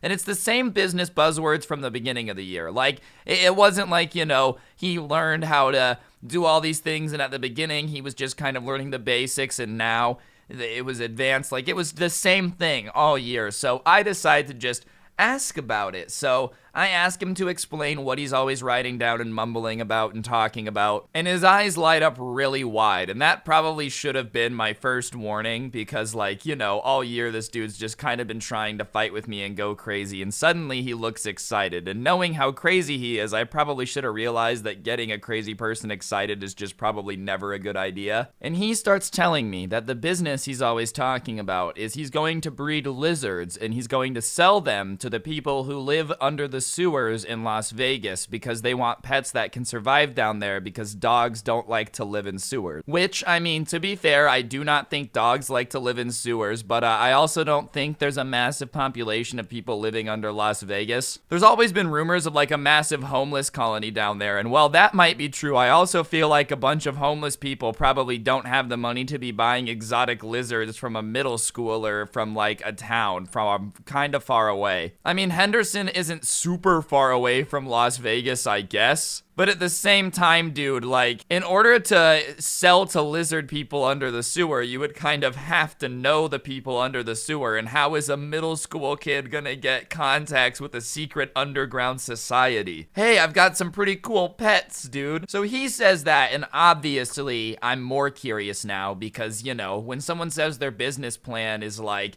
have I ever told you about the idea of being a pet provider for the people who live in the sewer under a major metropolitan area? You're interested, like, regardless of whether or not you think it works as a business concept. I just wanted to know more. So he starts telling me that the reason that he smells so bad all the time is he has a secret lizard farm in his closet. He had captured some lizards, like, out in the wild and made them breed, and then he had been like breeding the breeding pairs, so basically just inbreeding lizards in his closet. Keep in mind, I'm like 12, barely, maybe, like I might have been, you know, almost 12 years old. And this dude is telling me that he has a secret lizard farm in his closet, and that's the reason that he smells so bad all the time. And I mean, that did make sense. So before I believe him, you know, I'm like, hey, can I see pictures? And for some reason, he trusts me, and he says yes. And the reason that I think he trusts me is because I was giving him, like, quote-unquote business advice the entire time. And I'm gonna make this clear now, I'm not a business expert. Like, genuinely, you know, if you've got a business plan, I'm probably not the person to come to with it. But I was just giving him, like, really obvious advice that you should probably just know if you're gonna make a business. Like, I asked him how much he was going to sell lizards for, right? Because I don't know, if you have a lizard selling business, I feel like having a price is pretty important. Well, apparently he's just never thought of that, dude, because he's treating me like I'm a business genius, and he's like, yes, of course, I'll bring pictures, but you have to give me, you know, more business advice, because clearly you know what you're talking about. And I'm sitting there, a 12-year-old, not knowing what I'm talking about at all, who's like, you know what? Yeah, I do know. Sure, I really want to see a picture of this magical lizard colony. So, you know, the year's coming to a close. We only have a couple months left. So, sure enough, the next day he strolls into class with a little bit of extra pep in his step, and it's because he thinks he's about to blow my mind, and blow my mind he did, ladies and gentlemen. So he comes in, and on this old Android, he shows me this picture of lizards in this, like, makeshift box, and, you know, they had a heat lamp, they had water, they had food, but very clearly, it's like a makeshift enclosure in this dude's closet. I can tell that that's all there is, you know? It's not like a picture from a pet store, it's not his dad's lizards. This is very clearly like some setup in his closet. And first of all, I just got a question. What in the world makes you want to do this? Like, at what point are you like, better go find lizards? You know, first of all, how do you tell a lizard's gender? I don't know, but find them and then sell them and then just keep inbreeding them, which can't be good for them until like, oh, I'll get enough and then I will go find the secret society of people who live under the city and I will sell it to them as pets because somehow these lizards, which need heat to survive, will do great in the cold underground area. It doesn't make sense. Like, even if there was swamp people buying stuff in Las Vegas, lizards need heat. That's why they do so well in the desert. Like, it just doesn't make any sense, but whatever. He shows me the picture, and then he basically says, look, if you help me figure out how to sell these lizards, and I know that there's really no way for us to turn it into a business, but for some reason I keep listening. If you help me, I'll be nicer to you, and like, you know, I'll do all the math work. And our teacher loved group work, so I'm like, all right, I really won't have to do anything in class, and I'll basically just have to do like the most basic business work ever. Because as I've said, this kid knew literally nothing. Like, he thought I was a genius for telling him to pick a price that made him make money. And I would never do it again, but I'm in 7th grade, so I'm not the smartest person to exist. And, you know, what he's asking me to do really isn't that hard. To set up a business plan, like, especially one that's not actually gonna ever be a real thing. I don't have to do any legal paperwork. I'm not setting up any copyright rules. I'm literally just being like, if it costs you $10 to raise a lizard, you have to sell it for $12. That's all he's expecting, and I'm in 7th grade. It's not like I knew what I was doing either. And he tells me the reason he wants me to make a business plan is he's gonna go to his dad and ask him to invest in the business plan. And, you know, I think if I was a business investing person, like somebody who invested money in businesses, I don't think I would ever invest in a breeding operation run without licenses in a middle schooler's closet. But hey, he wanted me to make this presentation so he could get his dad to invest. I'm going to interrupt the story time for a second. On screen is an Xbox gift card. Whoever gets it, gets it. But basically, it's just a way for me to say thank you. I give one away every day to all my subscribers. So if you aren't subscribed already, you should take a second to. Apparently, like 80% of the people who watch my videos aren't. And I don't know. I literally give away free money every day. And it's free to subscribe. You can always unsubscribe later. And if you're going to sub, you might as well turn on notifications so you never miss an upload. And yeah, that's enough of me asking you to subscribe. Let's get back to the video. Thank you very much, and I appreciate everyone who's subscribed. And yeah, let's go. So whatever, he's doing a lot of the schoolwork, and I'm just making the most terrible business plan ever. Keep in mind, I'm in 7th grade. He thinks I'm smart, but I just know the bare minimum. So after he tells me that the plan is gonna go to his dad, I'm like, there's no way his dad is gonna say yes, right? So we make this business plan in math, and it takes me a little bit, and it makes as much sense as a 7th grader's business plan probably would, so none. However, you know, it's banking on the fact that, like, people would buy everything. We would never have any inventory, that, you know, the cost of raising them wouldn't go up with more lizards. Just, it was really bad. Like, genuinely, it was bad. It was what you would expect from a child. So I finish it. It takes me a couple weeks, and he's like, do you think my dad's gonna say yes? And I look at him and I go, I don't know, but it's a business plan. Like, I don't tell him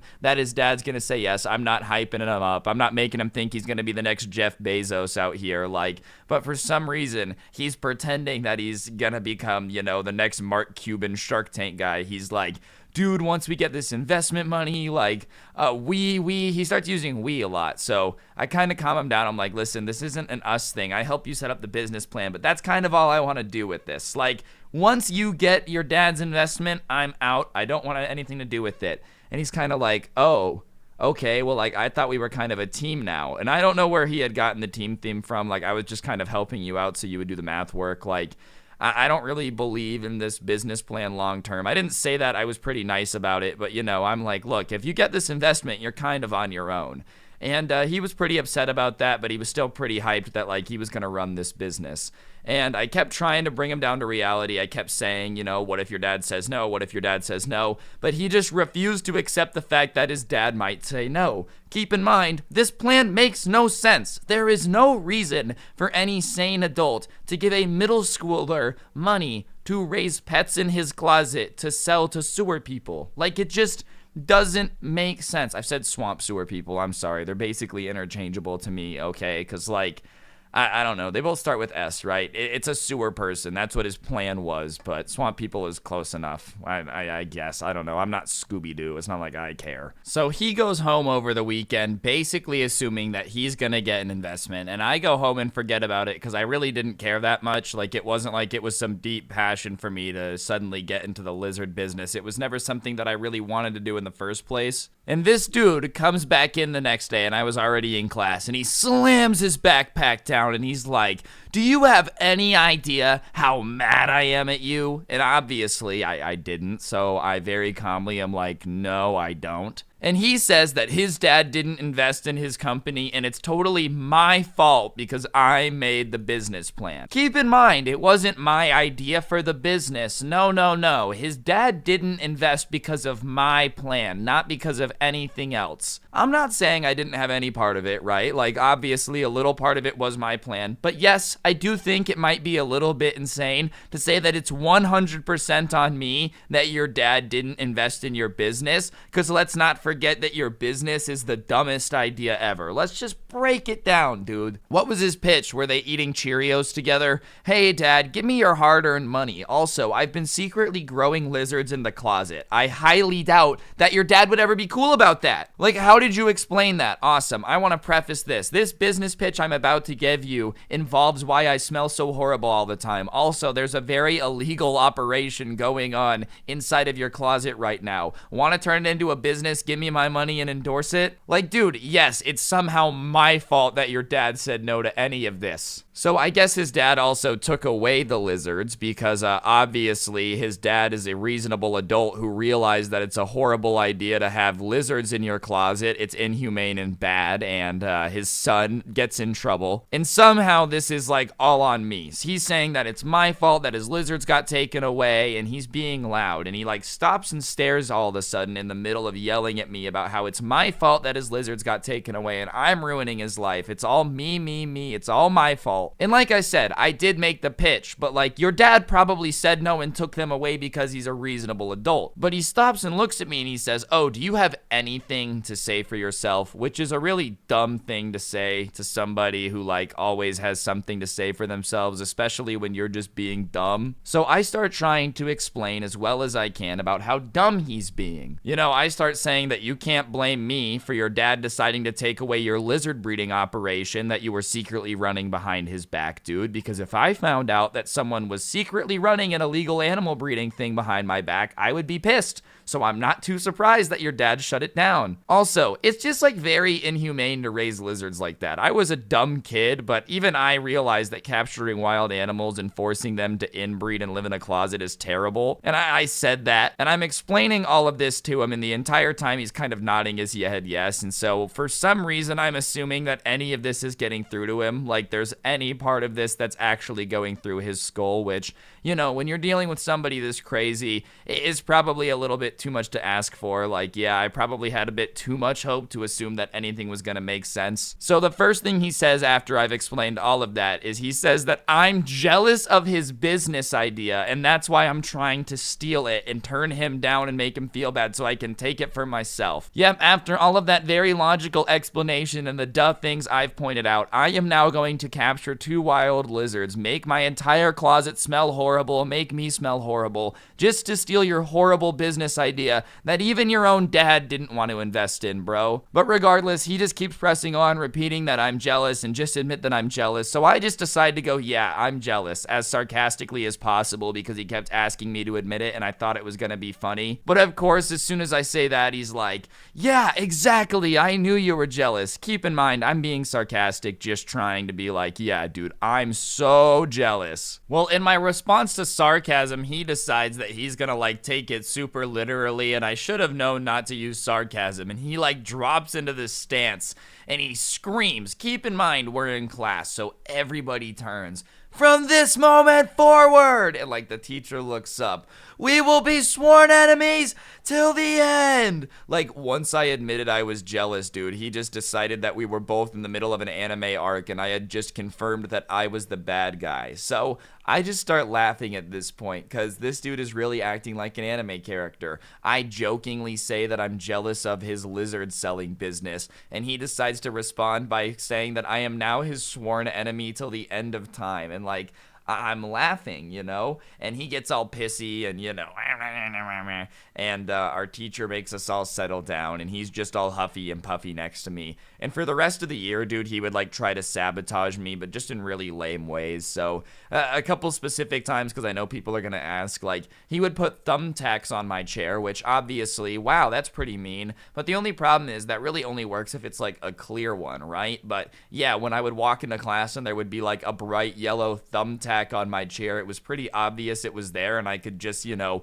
avoid it pretty easily. Like, every day he would try something. Usually it was something dumb. Sometimes, you know, I remember another time when I took a test, he did another version of the test, wrote my name on it, and tried to turn it in as me. But it was near the end of the year, so the teacher knew my handwriting and his, and it was really obvious, and he got in trouble for it. You know, he would always like bump my arm when I was writing. If he got there before me, he would like sit where I sat yesterday because he thought my chair in particular was what I really liked. You know, like, he was just doing little stuff like that as my sworn enemy, which I'm gonna be honest, if you say that you're my sworn enemy till the end of time and the worst thing that you do is sit in my chair, like, all right, I can have you hate me a bunch. Like, you know, sure, I don't want anyone to hate me, but as far as things go in terms of annoying me, like, sitting in my chair is pretty bottom of the barrel. That really doesn't even begin to scratch the surface of making me, like, want to do anything about it. Regardless, he sure enough was my very sworn enemy, dude. I didn't even have to try to win. He would just beat himself. Like, he would get in trouble for the thumbtacks. He got in trouble for trying to swap out our tests. Like, a lot of trouble, because that was academic dishonesty, you know.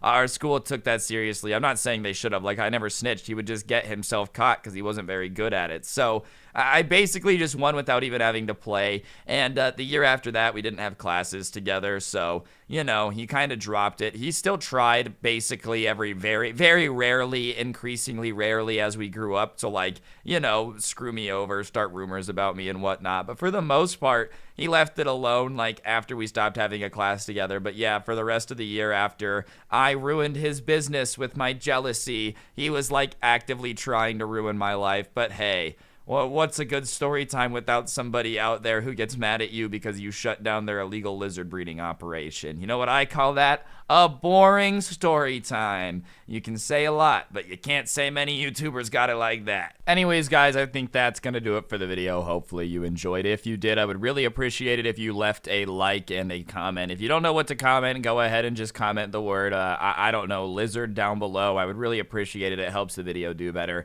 And as I said, you should subscribe. It's free, it costs you nothing, and it does help me out a lot, so I would appreciate it. Turn on those noties. Other than that, you should check out the merch. Link is in the description. It's pretty swagtastic if I get to say so myself. And if you want more content, I do have a podcast called The Scuffed Cast. I'll put a link in the description as well. My TikTok is at Scrubby Stories. I post on there every day if you want like smaller content from me that's not 30 minutes. And yeah, the Instagram's at Scrubby, Twitter at Scrubby_69. Other than that, guys, don't get anyone pregnant. If you do, make sure they're hot. Thank you everybody who supports the channel, and hopefully I'll see you guys next time with another video. I'm out. Peace. If I can get something for free, I'd rather do that any time than shelling out $1. My family and I are so cheap that we all share one tub of water a day. We don't have cooties. We're never that dirty. It just makes sense to use the same water.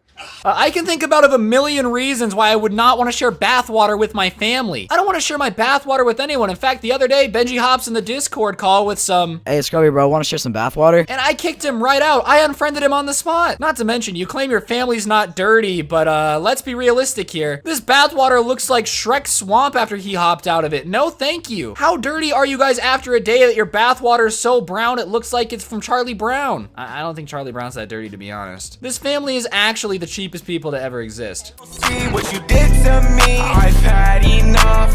Over time, everything's... What's going on, guys? It's your boy Scrub here, and I love to save money, you know? Us YouTubers are a frugal bunch. We don't buy Lamborghinis or anything. Why is this video a thing? Who cares? In fact, I love to save money so much that when Cyrus and Benji moved in with me, we all decided to just share one toothbrush, because that extra $3 we would have spent on 2 more toothbrushes definitely wasn't worth it. And you know, we had some 3 guys, 1 toothbrush action, all right? And you know, other than the fact that Cyrus has gingivitis and it's spread to me and Benji too, it's worked out pretty well. We've saved some serious coin. I found this family on TLC that actually carries the title of the world's cheapest family, you know? They're sharing their bath water, they share shampoo, they basically share anything shareable, which is cool and all, you know, sharing is caring, but I'm not trying to see my mom naked in the tub, all right? That's just a little bit too far. And I figured that it would be pretty easy to make fun of, so that's what I'm gonna be bringing you guys today. Before we get into that though, if you could press the like button, I would really appreciate it. I don't beg for likes often, so when I do, press it, damn it. And yeah, without further ado, let's get into the cheapest family to ever exist. I'm Melody Rose, and I'm a hillbilly cheapskate. I mean, I was gonna make a joke about the female mullet, but you heard it here first, folks. She owned the fact that she's a hillbilly, so she kind of diffused the joke here. Realistically, though, I think she should get a perm like Napoleon Dynamite. Really shake things up. It might be a little bit out of her budget, but I think she'd look great with an afro, personally. To save money on water and electricity, we use cold water, and the whole family takes a bath. My husband will take a bath, then I do, then Bub, then Ronnie. And it saves us a lot of money. I mean, yeah, it might save you like 6 cents a bath, but I'll do you guys a favor. I will give you 6 cents a day if you just let everybody use their own water. Honestly, even if it costs like $5, I would still pay it. It's better than sharing water with my family in the bathtub. I love how there's an order too. Like if one kid's misbehaving, she goes, you're at the bottom of the chart. That'd be the best punishment ever. Do your homework or I swear I will make you take a bathtub after your brother. That's gotta be cruel and unusual punishment. Also, it can't be sanitary to wash yourself with all the dirty water from your mom, your dad, and your brother. Not to mention, what if somebody pees in the tub? Now the whole system's ruined. It's a trust system. I just have to trust that these kids didn't pee in the tub? No, thank you. Sometimes I actually do want to take my own shower here and there. Can't really do much because my parents like to save water. Mom, this is not a joke. The only thing I want for Christmas is to take a shower by myself, okay? This poor guy, he's like 15 years old. All he's ever wanted is a shower to himself, and his mom just keeps telling him no. Look at the defeated sigh he does while he's talking about it. There. It seems like he just found out terrible news. Like he failed 6 classes at school. You think all the kids at his school watch this? I could not imagine the secondhand embarrassment. Hey, what's up? What's your name? Oh, don't talk to him. He shares bathwater with his mom. Think about how much water a bathtub uses. I bet there's probably, what, 20, 25 gallons? 4 of us, that's 100 gallons a day. I mean, think about it. How stupid is that? I know you're not gonna talk about how anything's stupid with your terrible toe washing technique. I mean, check this out. Your Piggly Wigglies are all curled up. You're not even getting the crevices. This little piggy went to market with dirt on him. This little piggy stayed home and was still dirty. You're not even doing a good job with your reused water. Also, the water's dirty too. You're not solving any problems here, lady. I love when people claim that something else is stupid while they're doing something dumber. Like, I don't ever use my brakes. You know how fast brakes wear out? How stupid is that? While dragging their feet under the car like a Flintstones vitamin? That's how dumb this sounds. I ration our shampoo and body wash. I just pour about that much in there. Oh, that's enough for a month. We run out, everybody's out of luck, so everybody's really good about rationing. This is enough shampoo for a month in your family? Your guys' hair has to be the greasiest thing since Whataburger, okay? I mean, honestly, do you guys rub pizza grease in your hair? How in the world is this enough shampoo for a month? I also feel really bad for the teacup from Beauty and the Beast. I mean, I know acting in Hollywood is hard, but I never thought she'd have to be reduced to holding shampoo for a month for this weird family. It really shows you that stars can lose their power, man. By rationing her family's use of soap and shampoo, Melody manages to keep bottles for over 6 months. In fact, she's found a way to save on almost all of their household supplies. Using the same bottle of shampoo for 6 months is not a flex. It's just weird and kind of gross. I don't buy toilet paper. I use newspapers that we get free in town. Pick up 1 sheet, you don't need more than that. You crumple it up, you use it, and then you put it, when you get done, into this bag. Yeah, I was pretty already not cool with this when you guys were sharing bathwater, but now you're telling me you're wiping with the comics section of your local newspaper? Garfield has seen some things, ladies and gentlemen, let me tell you that. I mean, honestly, I'm speechless. I didn't know toilet paper was breaking the bank. I mean, in this economy, I knew things were tight, but holy cow. And then they don't even flush it. They keep it in a trash bag. Do you know how bad their bathroom has to smell? All the used toilet paper for the last month in your house collected in a little plastic bag? That probably smells like Cyrus's hairline, or Kevin Federline, or Britney Spears in 2007. If my parents ever came to me with some, you're gonna wipe with newspaper and throw it in the baggie, I'd be out. I'm moving to Canada. Peace out. They have rights in Canada, you know, and toilet paper. And you know, if you think I only came with one cheapskate for today's video, that's where you're wrong. There was another girl that recycles food, like from trash cans, and then feeds it to people without telling them. And I just feel like that's a massive breach of trust, all right? If I'm your friend and you end up feeding me garbage grilled cheese, we're gonna have a problem here. I just had to show it to you guys, so that's what we're gonna look at now. Stephanie has countless money-saving tactics. By using just one light bulb that she moves from room to room, she saves more than $60 a month on her electric bill. She just takes the light bulb from room to room. It's like if Benjamin Franklin wrote the Sisterhood of the Traveling Pants, but with light bulbs. Isn't it just easier to just turn the light off when you leave? I don't know why you only need one light bulb to do this. Also love how they're acting like it's the most innovative thing ever. Like, yeah, you might have to travel with your light bulb everywhere, but you do save 60 bucks. So, I mean, who's really the loser here? Definitely the person carrying around their light bulb like it's a baby. This is my reusable boiling water.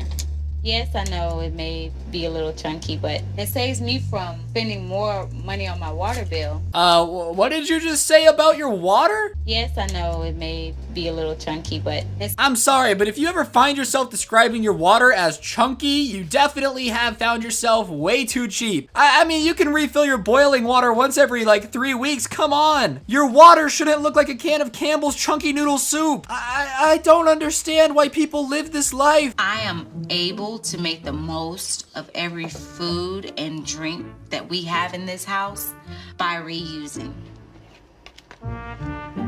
If it doesn't get all drunk up, I pour it back. If it doesn't get all slopped up, I put it back in its container. Yeah, no. Look at this kid. You're telling me that this thing isn't double dipping and you're putting the ranch back in the bottle? Nah. Anytime you ate any condiment, any drink, anything, just assume you have this entire family's backwash slurping around in your mouth. That's disgusting. I really do not understand why people do this. I'm gonna go out and buy new ketchup for the entire house just because I'm afraid of this happening. To be cooked in a dishwasher? The lasagna tastes like water. W-A-T-E-R, water. Nasty. I thought it was very embarrassing, very, yeah, lasagna cooked in a dishwasher, a classic Italian meal, you know? When I think of Italy and Mario and everything that the Italians have done, I immediately think of dishwasher lasagna. That Dawn dish soap sure is a good condiment for the cheese, you know? And that reused marinara sauce, killer. Realistically, I don't blame him for not eating it. I don't think I would either. On the bright side, I really feel like I'm living good now, okay? I'm not having to eat dishwasher lasagna. I might share a toothbrush with my two best friends, but that's the only cheap thing I've got going for me. And Cyrus's gingivitis really isn't that bad in the grand scheme of things, guys. So yeah, on that note, that's gonna do it for the video. Hopefully you guys enjoyed. If you did, I really would appreciate you pressing the like button. Likes are down lately, and I'm not gonna pretend that I'm not desperate, so please do it if you made it this far in the video. If you have made it this far, I want you to comment the cheapest thing that you've ever done, all right? Have you ever reused ketchup? You ever slapped yourself with some salami just to make sure it gets that extra grease on it? I don't know, maybe some people do some weird stuff. Other than that, guys, I wanna say thank you so much for the support recently. We are quickly approaching 1 million subscribers. Every video I make, I swear we're 3,000-4,000 subs closer, and I just wanted to say thank you for that. My dreams really are coming true, and the only people I have to thank for that are you guys. Follow me on Instagram at Scrubby_YT, Twitter at ScrubbyVivo, and yeah, on that note, I hopefully will see you guys soon with another video. Have an absolutely amazing day, and remember, if your mom makes you share bathwater with her, don't go on television, because kids in school are definitely gonna bully you. And don't get anyone pregnant. See you guys next time. I'm out. Peace.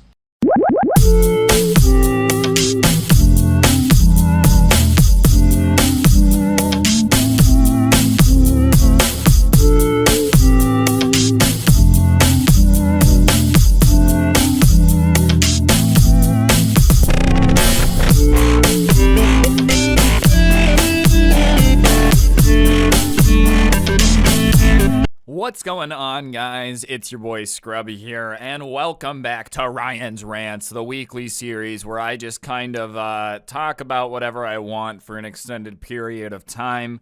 Hopefully you guys have had a good week. It's been a bit since I've seen you, but we've officially been doing this for a month. That's right, dedication, everything you desire. But yeah, without further ado, let's go. Alright, so the first thing I want to talk about won't take very long, but it's just something I saw this week that bugged me. I have a friend who lives downtown and he has like a condo. And when you come out of the condo to get back to your car or go into the building, there's this alleyway.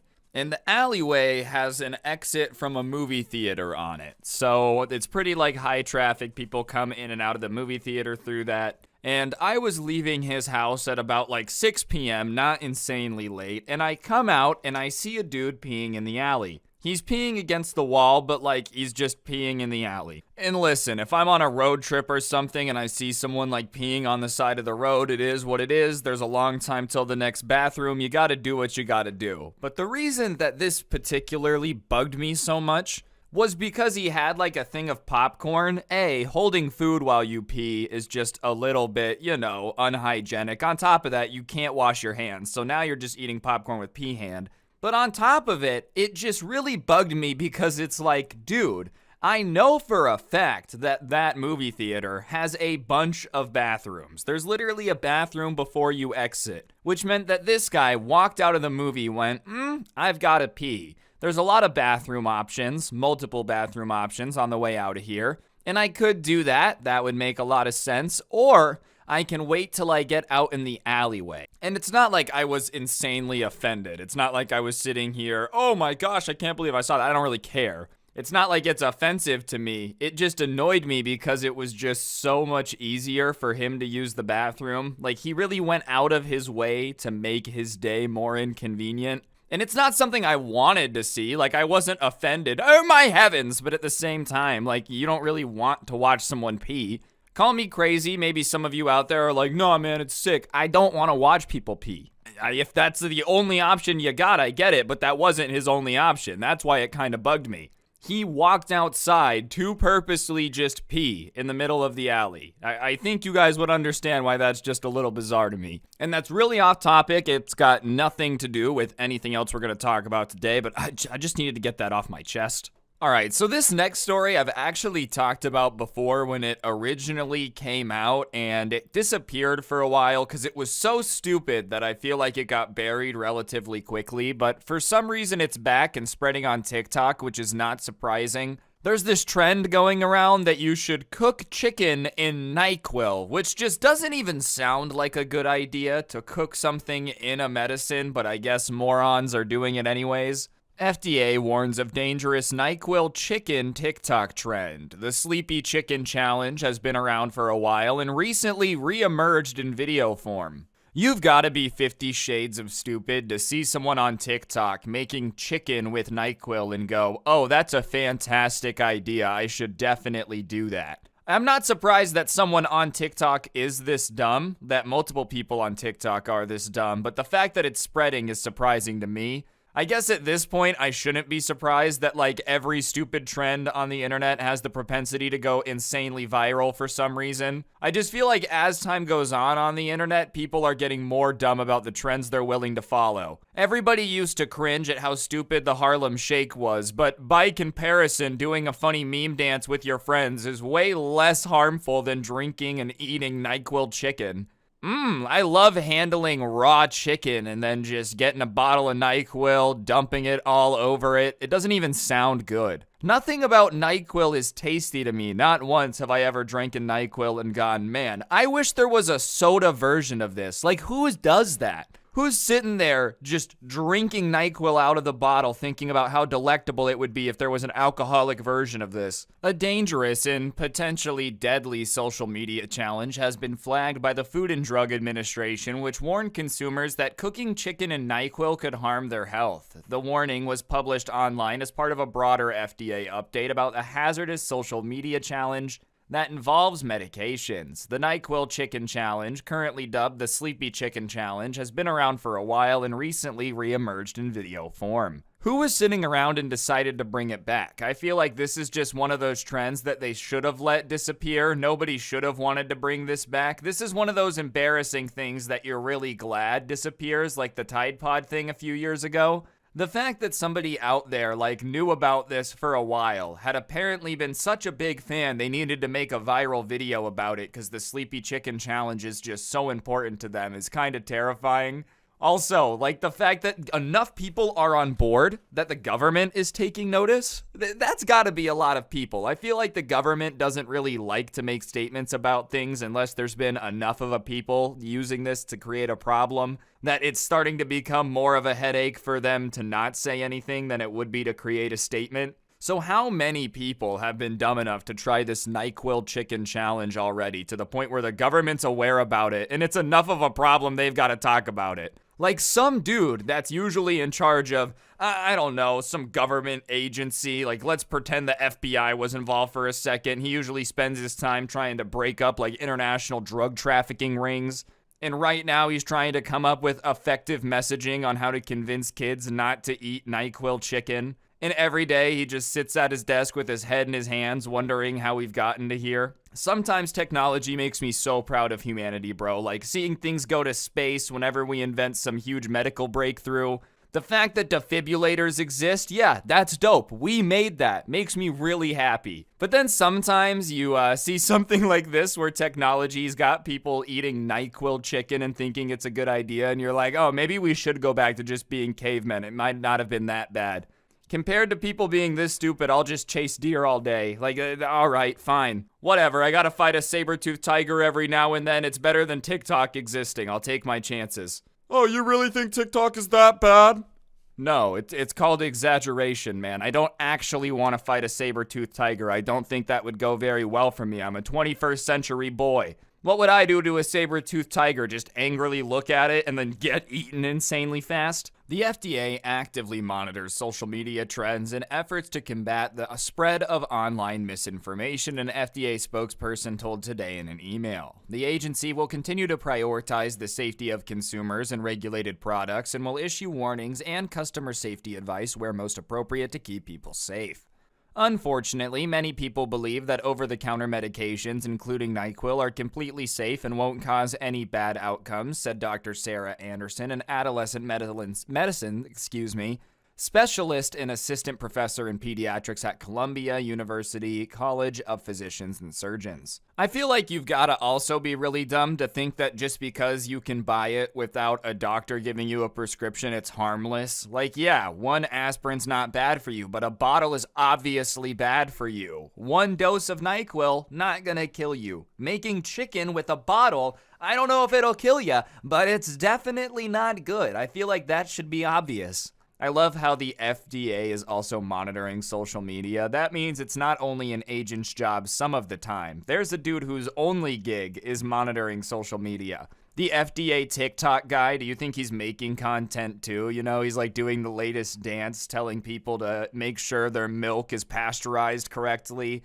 Or whatever. Do they want it pasteurized? Processed correctly. That's what I meant. They get really mad about the unprocessed milk. I just think it's funny that a government entity has to spend money on someone's salary so that they can watch TikTok and make sure people aren't stupid enough to keep eating the NyQuil chicken. And I know it's more complicated than like technically we're paying their salary, but because it's a government employee, taxpayer money is paying that salary. So kind of, if you pay taxes in America, you're also paying for a dude to just sit on TikTok and make sure other people aren't dumb enough to eat NyQuil chicken. Which goes to show how dumb some of us are, you know? Like, there's at least 100,000 people that would be dumb enough to eat NyQuil chicken, which is terrifying because these people are also probably driving cars right now. The same people doing the Sleepy Chicken Challenge are driving 1,000-pound machinery on a daily basis. Welcome to the 21st century. See, those caveman times ain't sounding so bad now, are they? Huh? It's worth pointing out that kids are not trying to hurt themselves, Stallbeck said. They just think it will be funny or fun. My recommendation is to have ongoing education with your kids. Explain to them that just because medication is sold in the store doesn't mean it can't be harmful. Yeah, you just should do that. It's important to emphasize that with any medication, including ones that look benign, like whatever that is, if you take too much, you can get really sick and die. If you use it in ways it's not supposed to be used, you can get sick and die. Kids are often receptive to these kinds of messages. Let them read the bottle and see what the right dose is. Oh, are kids usually insanely receptive to that message? If you do this, you will die! The kids are crying, you know? Why are the kids crying? I don't know. I just told them that if they take NyQuil, they're gonna die, and now they don't want to take it. I don't understand what's happening. Obviously, you should tell your kids not to take too much medicine. Like, I think that's just a given. Like, if you have kids, you should 100% do that. And, yeah, I don't know. If your kid is, like, silly enough to think that just taking a bunch of medicine is funny and it's just for fun, then, like, you've not done a good job as a parent. I don't know. I hope your kid never thinks that the sleepy chicken challenge is a good idea. And apparently, this has gotten so out of control and so insane that NyQuil has had to come out and make a statement. I'm sure they're very upset about that. They were thinking that NyQuil sales were through the roof. They were really enjoying it. So this guy tweeted something about like how he loved the new recipe, the chicken's gonna be a knockout. And so NyQuil tweeted that consumer safety is their #1 priority and they do not endorse inappropriate use of the product. It's an OTC medication that treats nighttime symptoms of the common cold and flu. And it should be taken as directed using the dosage cup provided to not exceed 4 doses in 24 hours. So the FDA has to have a guy looking at social media, and now NyQuil is going to have to start releasing ads that NyQuil, it's really great for going to bed and nothing else. Please do not use it in your chicken. Please, we do not want to be sued. Please, please, please do not use it in your chicken, please. We are certainly living in the strangest timeline. Like, imagine going back to the 70s and trying to explain to someone that there's a trend where people are making videos of themselves making sleepy chicken. And they would be like, gee willikers, how does everyone have a camera? We must sure be rich in the 21st century. And you'd be like, no, it's on your pocket computer. And they would not know anything that you're talking about. We're in the weirdest timeline for sure. Either way, what I can say, don't make sleepy time chicken. I can't believe I've had to talk about this twice, to be honest. It was not on my bingo card, was sleepy time chicken making a comeback. But because I've talked about it before, I figured I had to, especially now that we know that the government's got social media accounts. So to whoever's running the FDA YouTube, if you want to leave a comment on this video, that'd be cool. Helps boost engagement. You probably can't, though. He has to, like, leave under every single comment that this comment does not represent the thoughts and opinions of the FDA. Could you imagine, man, the FBI's got a YouTube channel. They just start commenting on conspiracy videos, being like, this is definitely not what happened. I can't tell you what actually happened, but that is definitely not what happened. Either way, don't do NyQuil chicken. All right, next up, we're going to talk about NVIDIA, whatever. I don't really care. People say it however you want to say it. Doesn't matter to me. Regardless, they are going to be releasing the 4 series of cards, which is going to be like the 4090. I think 3090s are still relatively hard to find. I can find them in stock, like if I spend a lot of time looking, but considering the 3 series haven't been in stock, especially with all the pandemic craziness, I'm surprised they're launching the 4 series as soon as they are. And on top of it, they're really going to be pricing a lot of people out because it's going to be even more expensive than the 3 series cards were.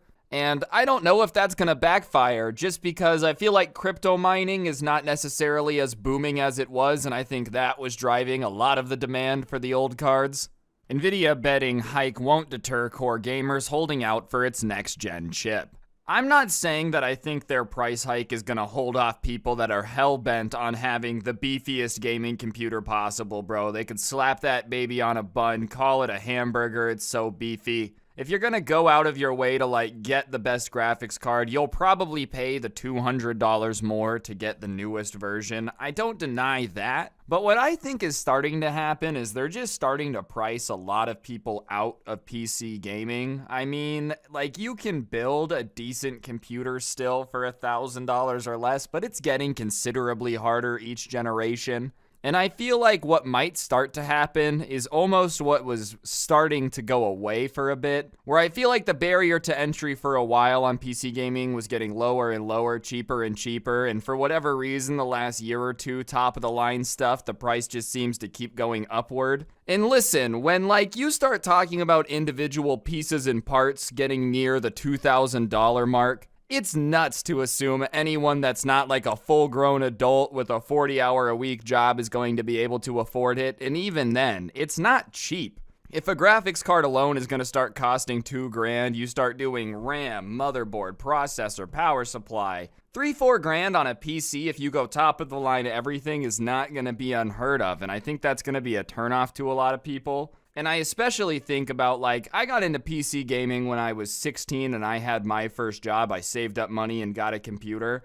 You know how long it would have taken me to save up like $4,000 working a minimum wage job in high school while paying for gas and stuff like that? An insanely long time. I don't know. I think that's why I'm so into PC gaming, is because I've been doing it for a long time. And I think, like, if you let people not be able to afford a PC till they're 30 when they have a mortgage and kids, they're not going to want to play it anyways and not be interested.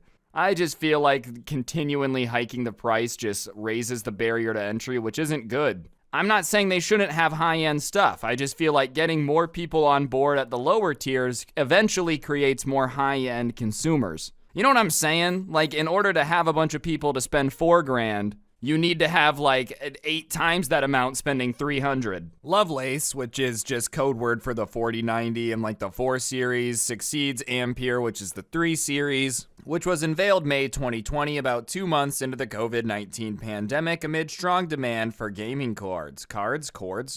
When the Ampere-based gaming cards were introduced in September 2020, the top-of-the-line 3090 listed for $1,499 and the mid-tier 3080 at $699. For the respective classes of chips, that's a 7% price hike for the top-tier chip RTX 4090 to $1,600 and a 29% hike for the mid-tier RTX 4080 to $899. As for the 3090, an upgraded version of the original was going for $1,100 at Best Buy and an advertised $900 price drop. I think what trips me out about this entire generation too is the fact that, like, even to this day, you're hard pressed to find them for the retail price. I mean, for like basically a year straight, the 3 series were going for what? Like a triple, quadruple in some instances, their original price. So maybe that's why this trips me out so much, is that I didn't pay resale for a graphics card, but it feels like even this last generation that's 2 years old, most people can't get their hands on as is. So the idea that they're gonna come out and release it with a price hike probably doesn't have people insanely thrilled. And it'll be interesting to see how much it sells. I think this is like the first real test to see how much the GPU market was being held up by the crypto miners, because I know like Ethereum, the second biggest crypto, you were able to use graphics cards to mine that and make money, which was pushing a lot of the demand for it, but they recently just stopped that being able to be mined.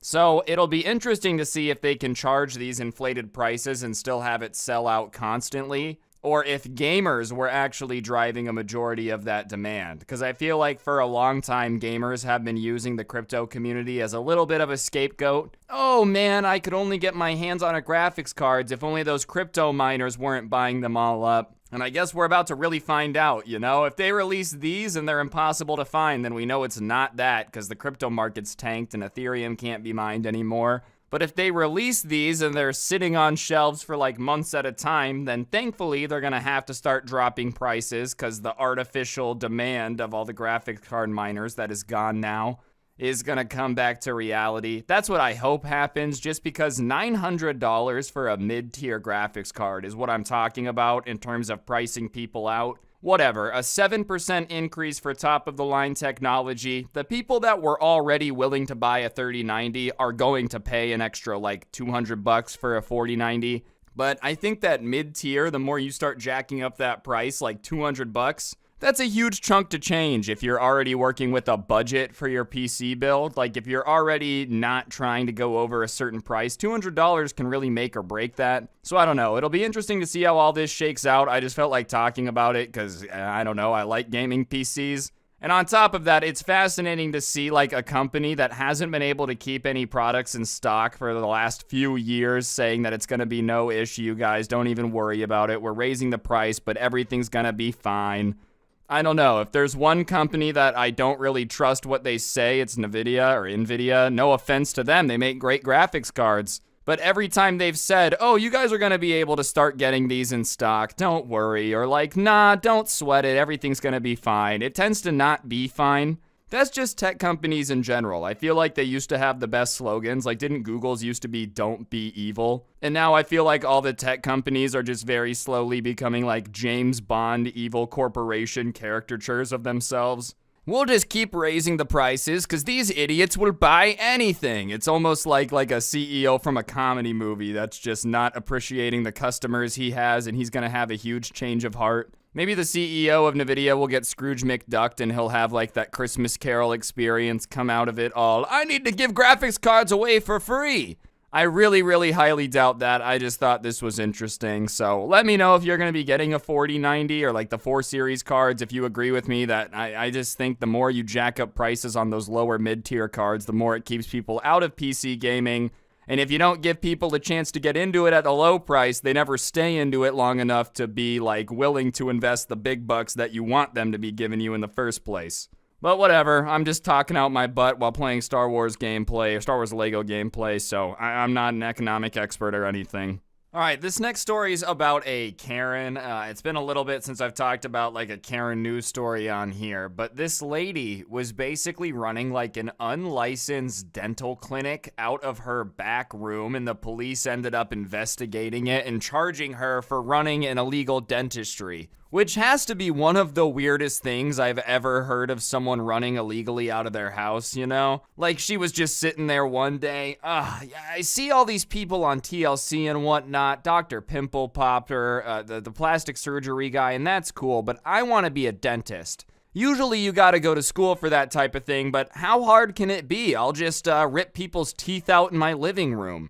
And what's more insane is she had that idea, and some people were like, yeah, sick, and then used her as a dentist. I don't know about y'all, but I feel like my teeth are one thing where if I booked a dentist appointment and showed up and it was just some person's house, I'm not gonna trust just anyone with like a dental chair to work on my teeth. If you don't even have an office that says like da-da-da DDS, I'm not letting you do anything to my mouth, bro. I'm flabbergasted people would just show up to somebody's house and be like, nah, seems legit, let me just go get this teeth cleaning real quick. You're lucky that teeth cleaning didn't come with like infected gingivitis or something, I don't know. But if this lady's not licensed, how do you even know she knows how to work on teeth? Like, there's not even a guarantee that this lady has all her teeth. And you're gonna trust her to be working on yours? I'm just saying. If I walked into somebody's living room and they told me to trust them that they're a dentist, just ask to see the degree. I feel like that's standard practice.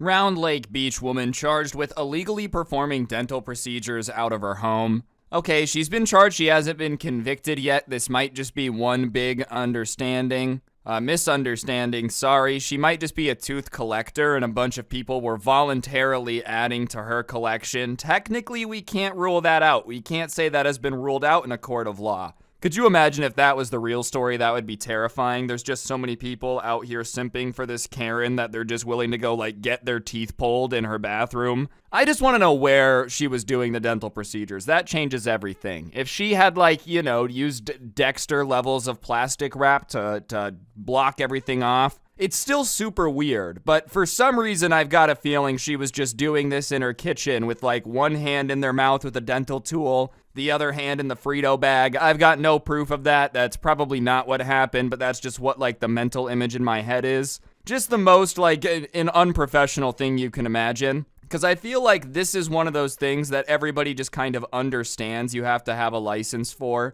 I don't feel like anyone can just get confused and accidentally start a dentistry thinking that there's no degree or requirements necessary to start doing medical procedures. A Round Lake Beach woman was arrested after police conducted an investigation and learned she had been performing dental work out of her home while being unlicensed, authorities said. I would love to know how that investigation go down. Was it like a sting operation? Did some cop have to volunteer to go get his teeth done by the crazy lady running the dentist office out of their house? Was there a bonus involved? They were like, okay guys, we understand that nobody wants to go get their teeth worked on by the fake dentist, so we will be including a $1,000 bonus at the end of the year for whoever volunteers and a $50 gift card to Black Angus Steakhouse. I just don't know how you really conduct an investigation about that. Did they just sit outside their house and like check to see how much people were holding their jaw when they came out? Was she ripping teeth out with pliers? I just love the idea of some huge undercover operation to find out that this lady's illegally being a dentist in her house. I would love a sting operation, you know? We need the cops footage for that. I know Cops got canceled, but we should only bring it back for, like, insane situations. If someone's faking being a dentist, it's a crime to make us miss out on that footage. That's it. That's all I'm saying. You're telling me you don't want to see what the inside of this home dentist office looked like even just a little bit? You're lying. You do. You definitely do. And that's not even a statement on the police. I just think that's some footage that would be hilarious to make a commentary video on. Just keeping on the topics of Karens, because I found another story that was crazy. We all know that every now and then Karens get up to no good, maybe taking a little bit of money out of the business account, doing a little bit extra double dipping on profits and whatnot. But I feel like there's just a few things that, like, everybody agrees we're just not supposed to steal from. Stealing from a school's not very cool. Stealing from a charity's not very cool. Stealing from a church is not very cool. This Karen, though, allegedly went above and beyond and decided to steal from a church, and not for like a small amount, not like when they were passing the plate around, she just grabbed some and ran out the door. Nah, she allegedly took them for over $1 million. She got that 7-figure salary from, hitting the scam on the church, allegedly. She's gonna start doing scam rap, you know? As soon as she gets out of prison, she's gonna drop First Day Out, but it's just gonna be about how she defrauded the Catholic Church. Florida woman stole $500,000 from church and helped hide nearly $1.5 million of donated funds. I know there's probably some edgelord like good right now in the comments, but you gotta remember, these are donations from people that are just trying to like donate to their local church and have a sense of community, and it's being misappropriated, which is just messed up, man. Like, imagine you were giving money under the pretense that it was gonna go to, like, build houses for the poor or something, and you found out that they were just kind of taking it and putting it in a secret bank account nobody knew about. It just feels weird to take, like, a bunch of money from something that could go to something good. It's like when people embezzle money from a school. It's like, alright, yeah, in most situations, is the school district spending money stupid anyways? Sure. But you should at least let it go to, like, being spent stupidly on the school. It shouldn't go to your bank account. I also just feel like that's an awful lot of money to steal. Like, no amount of money that you steal is a good amount of money to steal because it's just not yours in the first place. But $1.5 million, we're not talking about a tiny chunk of change here. We're talking about a pretty sizable investigation. I understand why they launched the investigation. When they, like, called him up and said, hey, there's some money missing. How much? It's not like they said 37 cents or some like ridiculously small amount. 1.5 million is enough to make any like serious investigative agency go, yeah, we kind of gotta look into that. I just really wonder what their plan was. Like, that's also a large enough amount where they're definitely gonna notice that was missing. Like, I don't really know how much money churches are raking in these days. I've got no clue. I've never asked anyone who owns one. I don't know anyone who owns one. I don't even think that's how it works. I don't think there's a owner. But even if they're raking in the big bucks, I feel like $1.5 million is the big bucks. That's definitely gonna come up when they're like, hey, we had this and now it's gone. I feel like that's a very noticeable amount in accounting. There might be a small margin for error when someone's doing the books, like they're $1,000 off, but it's $100 million. Whatever, I did some math wrong maybe. I don't know, I'm not an accountant. It's probably good I'm not. Listen to what I'm saying. But you're definitely going to recalculate if you come up $1.5 million short. And they're going to start investigating where it's missing from. They're not going to just let that slide. A Vero Beach woman was arrested after police said she used more than $500,000 of stolen church funds and helped hide nearly $1.5 million in a secret bank account for more than 5 years. The Vero Beach Police Department said its investigation started in December 2021 when the Diocese of Palm Beach contacted investigators regarding a fraudulent bank account and the possibility of misappropriated funds that happened between 2015 and 2020 at Holy Cross Catholic Church in Vero Beach. Okay, so I will say 1.5 million is still a huge amount, but over 5 years, maybe they thought people wouldn't notice. Like, I still think it's stupid. People were 100% gonna catch on, but maybe they, in their infinite wisdom, were like, no, we'll do it slowly. No one will notice. I think they really messed up making a bank account in the name of the church too, because eventually the bank was going to contact, like, you know, the bigger church and talk to them about some issue with the bank account. I'm sure other parts of the church bank with them too. And the second they contact them and are like, hey, this account with $1 million just had a $500,000 withdrawal. And the church goes, wait, what bank account? It's gonna raise a lot of red flags for everyone involved. I don't know. Call me crazy, but I feel like banks take, like, this type of stuff usually pretty seriously. Now, if you're just some random dude who wants to deposit bags of cash, they'll look the other direction. But that's another video. Stealing is morally wrong, but I think especially stealing amounts this large, you're 100% going to get caught. Like, it just kind of becomes an inevitability at some point once you hit a certain amount. Like, look at Bernie Madoff. Like, yeah, he stole billions of dollars, but he did eventually get caught. Like, eventually it's going to unravel when it hits a certain amount, just because there's a certain amount that you're not going to be able to pay back. And there's a certain amount that people 100% are going to notice is missing and start looking into. So I really just don't know what they were thinking, and it's just even crazier to think that they were just like funneling donation money to this secret bank account that they thought nobody was going to find out about. Really, really, really one of the situations where you're just scratching your head being like, if you guys would have thought this through in the slightest, you would have known you were 100% going to get caught doing this. And while none of us know what happens after we die, I feel like I don't want to take my chances and steal from any church of any type. Because, like, what if you get up there and it's that guy?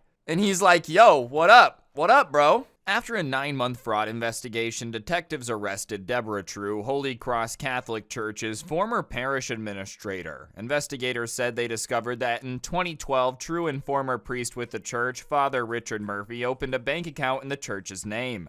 But here's the catch. Police said True and Murphy didn't tell the diocese or whatever at Palm Beach about this account, and since 2015, bank records showed nearly 1.5 million of parishioners' donations were fraudulently deposited into this secret account. Obviously, if, like, the feds really want to find out what you're doing, there's not much you can do to prevent it. But I feel like we all also know that if you want to get away with stealing money, bank accounts are probably the worst way to do it because everything is insanely traceable.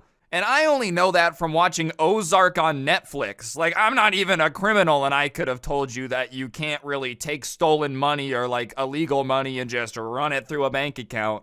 And if I know that from watching a Netflix show, then before you steal $1.5 million, you should at least do the bare minimum of research and watch the Netflix show.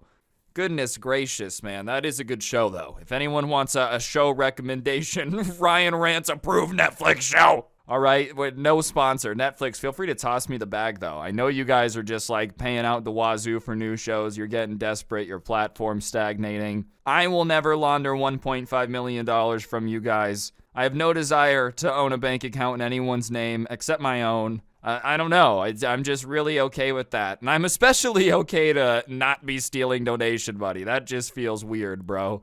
It's the same thing with the people that, like, scammed the PPP loans. Sure, yeah, you might get away with it, but, like, you did steal money from the emergency relief program. And I don't know, something about that just gotta feel a little weird. Either way, I don't really know what these people were thinking, but it is mega Karen mode to be funneling church donations into a bank account that you didn't tell the church about and then using it to, like, pay for personal bills and whatnot. And it's especially dumb to think that there's no way you're gonna get caught. Oh, they'll just let it slide. Don't even worry about it. If there's one thing I feel like everyone doesn't play about, it's their money. Whether it's a church, whether it's a business, whether it's a person. You mess with somebody's money, they're probably going to get insanely pissed and do something about it. And they were definitely going to notice the $1.5 million missing and the bank account open in their name without their permission at some point. And this just seems like a Scooby-Doo mystery where you're like, what were you even thinking, dude? If a bunch of kids and a dog can figure out your crime, did you ever think the insurance company was not going to figure it out? Whatever, that's enough Karen topics for this rant. Alright, so last week we talked about that GTA leak. Somebody hacked into Rockstar Games, stole the source code for GTA 5, GTA 6, and then some gameplay of GTA 6. The FBI is looking into it now, but regardless, some of the information that ended up getting leaked, people have been looking through and trying to dig more information out of, obviously, because it's GTA 6. We all know that this game is basically like the generational game that everyone's hyped about. It doesn't matter. If someone's a gamer, they're probably at least a little bit hyped for GTA 6. I know I am, but someone going through it was able to make the map of what's going to be released in the game, and it's going to be quite a bit bigger than Los Santos, which is what we got in the last game, which I'm grateful for. I just expected at this point, the way the gaming industry was going, that like they were gonna make it really small and make me pay $10 for every street after that. Leaked GTA map coordinates reveal massive size of Vice City. I think if they were going to do like a small map, they would have to add with DLC. There's just no option. I don't think people would take the same sized map very well. But I definitely am going to enjoy the fact it looks like there's multiple cities on the map. There's like islands and whatnot. It looks like there's going to be a lot more different things. I know technically there's another city in GTA 5 if you go up to that like small town, but let's be honest, it's not really a city. The only place that has really anything going on is that main area down there, especially online. Like if you go up to that small town on the left-hand side of the map or the top side of the map, if someone comes to mess with you, they're purposely coming to mess with you. People don't really go up there unless they want to be left alone or are doing a mission, and in that case, they probably want to be left alone. I think it'll also be fun to integrate it online and make it so hopefully there's more like places people can live that are nice. Same thing in GTA 5 that I was just talking about. Most of the houses that are not right in that downtown area are just garbage, so it's the most populated area of the map. As Rockstar scrambled to take the videos offline and the FBI launched an investigation, users began taking notes of areas seen in the footage, cross-referencing past games and using coordinates in the leaked videos to help map out Vice City. Man, between this and the guy that has to be investigating like NyQuil chicken and whatnot on TikTok, there's so many government employees having to investigate like insane things. Obviously, GTA 6 is very valuable. I understand why they're going to get it investigated. It's like a billion-dollar franchise, a multi-billion-dollar franchise. They can't just have their servers being compromised and data being stolen and nothing happen. But the FBI's got to be looking into this dude who's probably just like a cool hacker guy, you know, straight out of the movies with all the monitors and keyboards and stuff. But they're looking into him and they're like, sir, he's got a monitor that's dedicated to watching nothing but meme compilation videos all day. And his superior is like, you have to watch every video he's ever watched on that YouTube account. We need to see if there's any hidden messages. I'm sure the FBI is very thorough in the investigation. So could you imagine how much stupid stuff they're probably seeing on like people's computers? I just feel like our generation takes the internet a lot less seriously. Like, I just watch dumb YouTube videos all day while I'm making videos, documentaries, which I guess isn't dumb. But every now and then, dumb videos pop up. So if someone was trying to watch everything I've watched, it would just be really boring and there'd be nothing to it. They're trying to look for a secret message in like an entire PewDiePie Let's Play from 2009. Vice City's map size becomes even more impressive when you factor in how notable insider Tez2 suggested that GTA 6 will be adding new cities over time with single-player DLC, something unfortunately absent from GTA 5. Keep in mind, however, that the map could change and already may have changed drastically from what was leaked, so on release it could be different. In any case, once they finally share some official details on GTA 6, expect the map experts to get back to work and piece together this more modern-day take on Vice City. I'm gonna be really cynical here, okay? I love how the game GTA 5 has been out for what? Close to a decade now? Over a decade? I don't know, somewhere in that range. And they magically did not have the capability to add anything like a city via DLC. That's crazy. That's out of the question. That would be unheard of. That's bonkers. But now that the new one's coming out, they're going to be adding a bunch of cities. It just goes to show how much they're milking us like a fat dairy cow. Oh, yeah, we could have done this like 10 years ago. We just didn't feel like doing it because people were still buying shark cards out the wazoo. But now that everyone's starting to turn on us, we know that we have to take this next release very seriously. GTA is our main cash cow. Red Dead was good, but people don't really buy. I don't even know what the Red Dead shark card's called. Like, that just goes to show it. I can't even continue pretending to be Rockstar Games because I don't even know what it's called. They need this next game to be a hit, so I know they're going to take it seriously, but it's just kind of frustrating that they've wanted us to buy GTA 5, 3 different times now?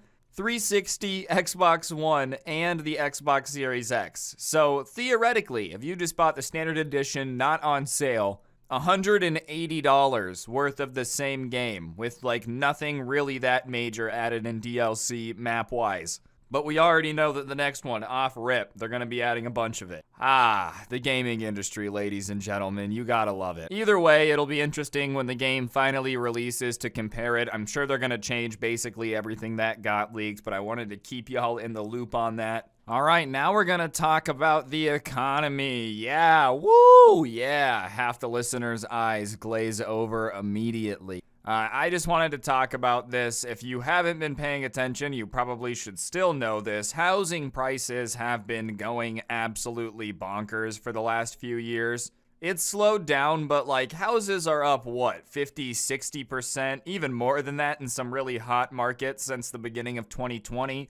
And it's not like people are getting paid that amount more in terms of their wages, so it's locked a lot of people out of the housing market. But it looks like the market is starting to freeze up, and usually after it freezes up, prices start to fall, which is good if you're looking to buy a house. Housing paralysis engulfs U.S. buyers with prices starting to fall. Soaring mortgage rates have led to the worst affordability in almost 4 decades, while sellers are also trapped in place. So for those of you that don't know, most people don't have cash on hand to buy a house. That's probably obvious, but you end up getting a loan called a mortgage, which is that amount spread out over 30 years. And when you get a loan for a lot of money, your interest rate matters a lot. Like if you're paying on a loan over 30 years, the difference between 2% and 6% is huge, especially in your monthly payment. And because most people are budgeting to afford a house based on what they can afford a month, the more that monthly payment starts to go up on average, the less house people can afford. And so the budgets start to go down in terms of affordability on like what people can buy.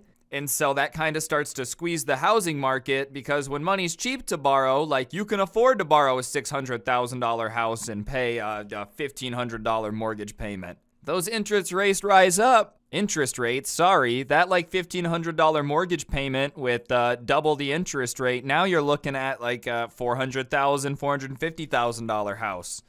And when that starts to happen, people stop buying, sellers get stuck, and they start dropping prices to be able to sell the house that they need to sell, whether they like got to move out of state or something. And usually it's just a cascade effect. Like once one person's out, you don't want to be the last person out. People get fearful at that point. And I don't know, I'm kind of feeling mixed about this. On one hand, people are going to lose a lot of money. On the other hand, I don't think housing prices where they are is really sustainable. It's just like a completely unrealistic goal for someone with the national average salary to expect to afford a home with the way the prices have been rising, and especially with these new rates. So I think something has to correct because you just can't really have a world where or a functional society where no one's able to afford to be able to buy a home.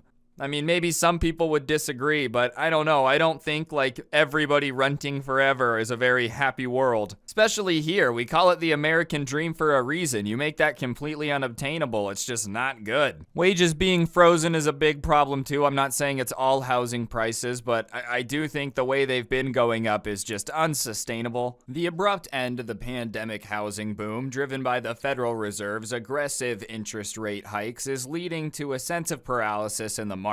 A sign prices decline will accelerate, with mortgage borrowing costs at the highest level since 2008. House hunters have gone scarce, priced out, or worried about overpaying as America braces for a potential recession. Even big Wall Street buyers are holding fire, waiting for lower values ahead. Everyone is coming to the view that prices are going to decline, said Mark Zandi, Zondi, whatever, I'm sorry if I mispronounced it, all due respect, chief economist for Moody's Analytics, until that happens, nobody is gonna buy. I think what this guy is saying is true sometimes, that like fear of a recession can become a self-fulfilling prophecy. Once people lose faith that prices are going to continue to go up, they're not going to want to buy an asset that they think isn't going to be worth that much in a year.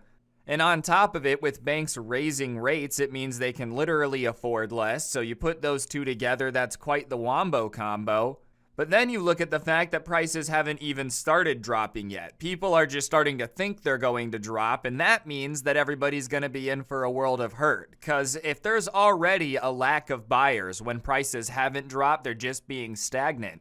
That pool of buyers is going to really dry up as soon as the prices really start to be affected. Because right now you might have people that just have to move, some people that still have money that they made during the last 2 years of the economic boom. But once people start losing the equity that they have in their houses, they can't sell their house to move. Trust me, the amount of people able to just go buy a house is going to shrink up dramatically. And I don't know at what level it balances back out and the supply starts to like even out with that demand again. But right now, it's hard to say that the demand is going to go up at all. And if the demand is going to stagnate or drop, there's no way the supply is going to magically shrink either. For a while, it was just like a huge seller's market. You put your house on the market, 40 people wanted to buy it in cash instantly. I think those days are over. And it'll be nuts seeing houses actually dropping in price for the first time in a few years. I don't know what's coming for the US. I don't know if this recession's going to really hurt, if it's going to be like a pain that we kind of have to have so that way the economy's a little bit more even. I don't know, but it's clear that something's coming. I think everybody kind of feels it. I don't know what it is. I'm not like what is it? The people that can see the future psychic. But here's what I will say. Something will happen. Prices will go up or they will go down. That much I can say for sure. The Fed is signaling more rate hikes ahead after its third straight 75 basis point increase Wednesday, and Chair Jerome Powell warned of a housing correction. Goldman Sachs, Inc. expects home prices to flatten next year. But Zondi is more bearish, and he predicts prices nationally will fall 5 to 10% from peak levels without a recession, as much as 15% in a mild recession, and they could crash by 25% in some of the most overheated areas, he said. I think the areas that are really gonna have a crash are the places where those companies that were like auto robot buying houses were operating. Like they would just, you put in your address, they would calculate how much stuff around you had sold for and give you a cash offer right away.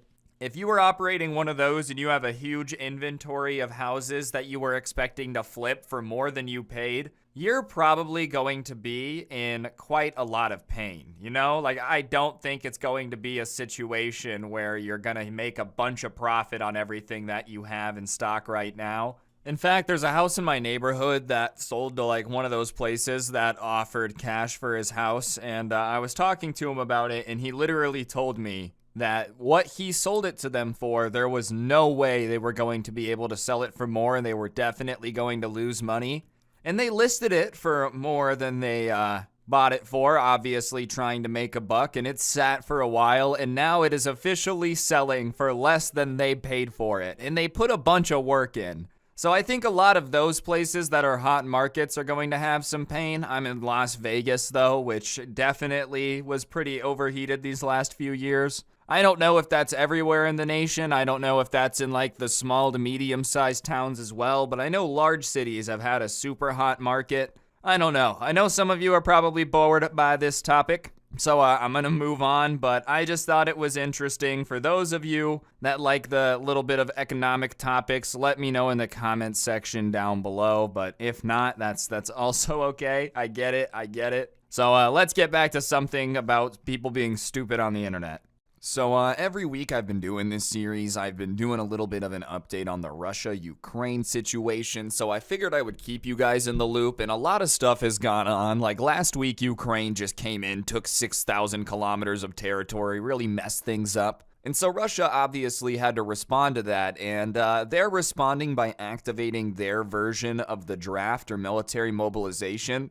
If you don't know what the draft is, basically it's when the government starts going around to people that didn't volunteer for the war and saying, guess what, pal, grab a gun, you're heading to the front line. It's not very popular with people, believe it or not. We've only done it in like World War I, II, and Vietnam. But that's what's going on. They're getting desperate for men to the point where they're going to start grabbing people that don't want to be there and making them fight a war. Russians are protesting and fleeing the country as Putin orders a draft for Ukraine. So drafts are never popular. Taking a bunch of people and like sending them to the front line when they don't want to be there is never something people are stoked about, but I feel like it's especially unpopular when it's a war of aggression. At least when they're drafting people for World War II, you're like, I have to go save the planet. If I don't do this, the entire world's gonna fall. Like, it's an important thing. You got national pride. They attacked Pearl Harbor. This war, if you're a Russian, your president just decided to attack the country next to you. It's not going well. So now you've got to hop on a bus and go fight a war that you don't really care about. I understand why people aren't that thrilled about it. And especially with how bad the Russian military's been doing, I'm not surprised people are fleeing. I'm an American, you know? Like, if for whatever reason there was some huge war and the American military had to start drafting, at least I know I'm getting good equipment. You got people in Russia being sent right now with weapons from World War II, body armor that's just like literally thin plates of metal in a plate carrier. I would not be stoked to head to a war zone where I'm getting clapped and I know that my, division commander's been secretly taking all the money for the equipment that's supposed to go to me. I think Putin bit off quite a bit more than he could chew. They do have to mobilize because if they don't, they're going to lose, and that would be insanely embarrassing for him. But yeah, I'm not surprised people are not stoked about having to go fight a war that they didn't want in the first place. It's not like Ukraine was threatening Russia. You just kind of decided to invade and now they have to go fight for it. Russian President Vladimir Putin's order to mobilize more troops to bolster his struggling military campaign in Ukraine has been rippling across Russia as the military swiftly drafts new recruits and signs of discontent appear to spread. Putin announced the decision Wednesday, framing it as a partial mobilization that he insisted only affects a small percentage of Russians with background in military service. Russian Defense Minister Sergei Shoigu, ordered an immediate call-up of 300,000 additional troops, even as multiple news reports suggested the real number could be 3 times as many. Alright, so the way they phrased it on TV is that they were basically calling up their reserves. It'd be like if we took the National Guard and used them for something. They're kind of related to the military, but what's actually happening is they're kind of going out there and just being like, oh, you gotta go to Ukraine. And there's stories of people as old as 53 years old getting drafted. I feel like in the United States, theoretically, if things were going horribly, they could get older, but for the most part, they try to draft people in between the ages of like 18 and 25. They don't want to have to start pulling fathers away from families and like old men to the front line.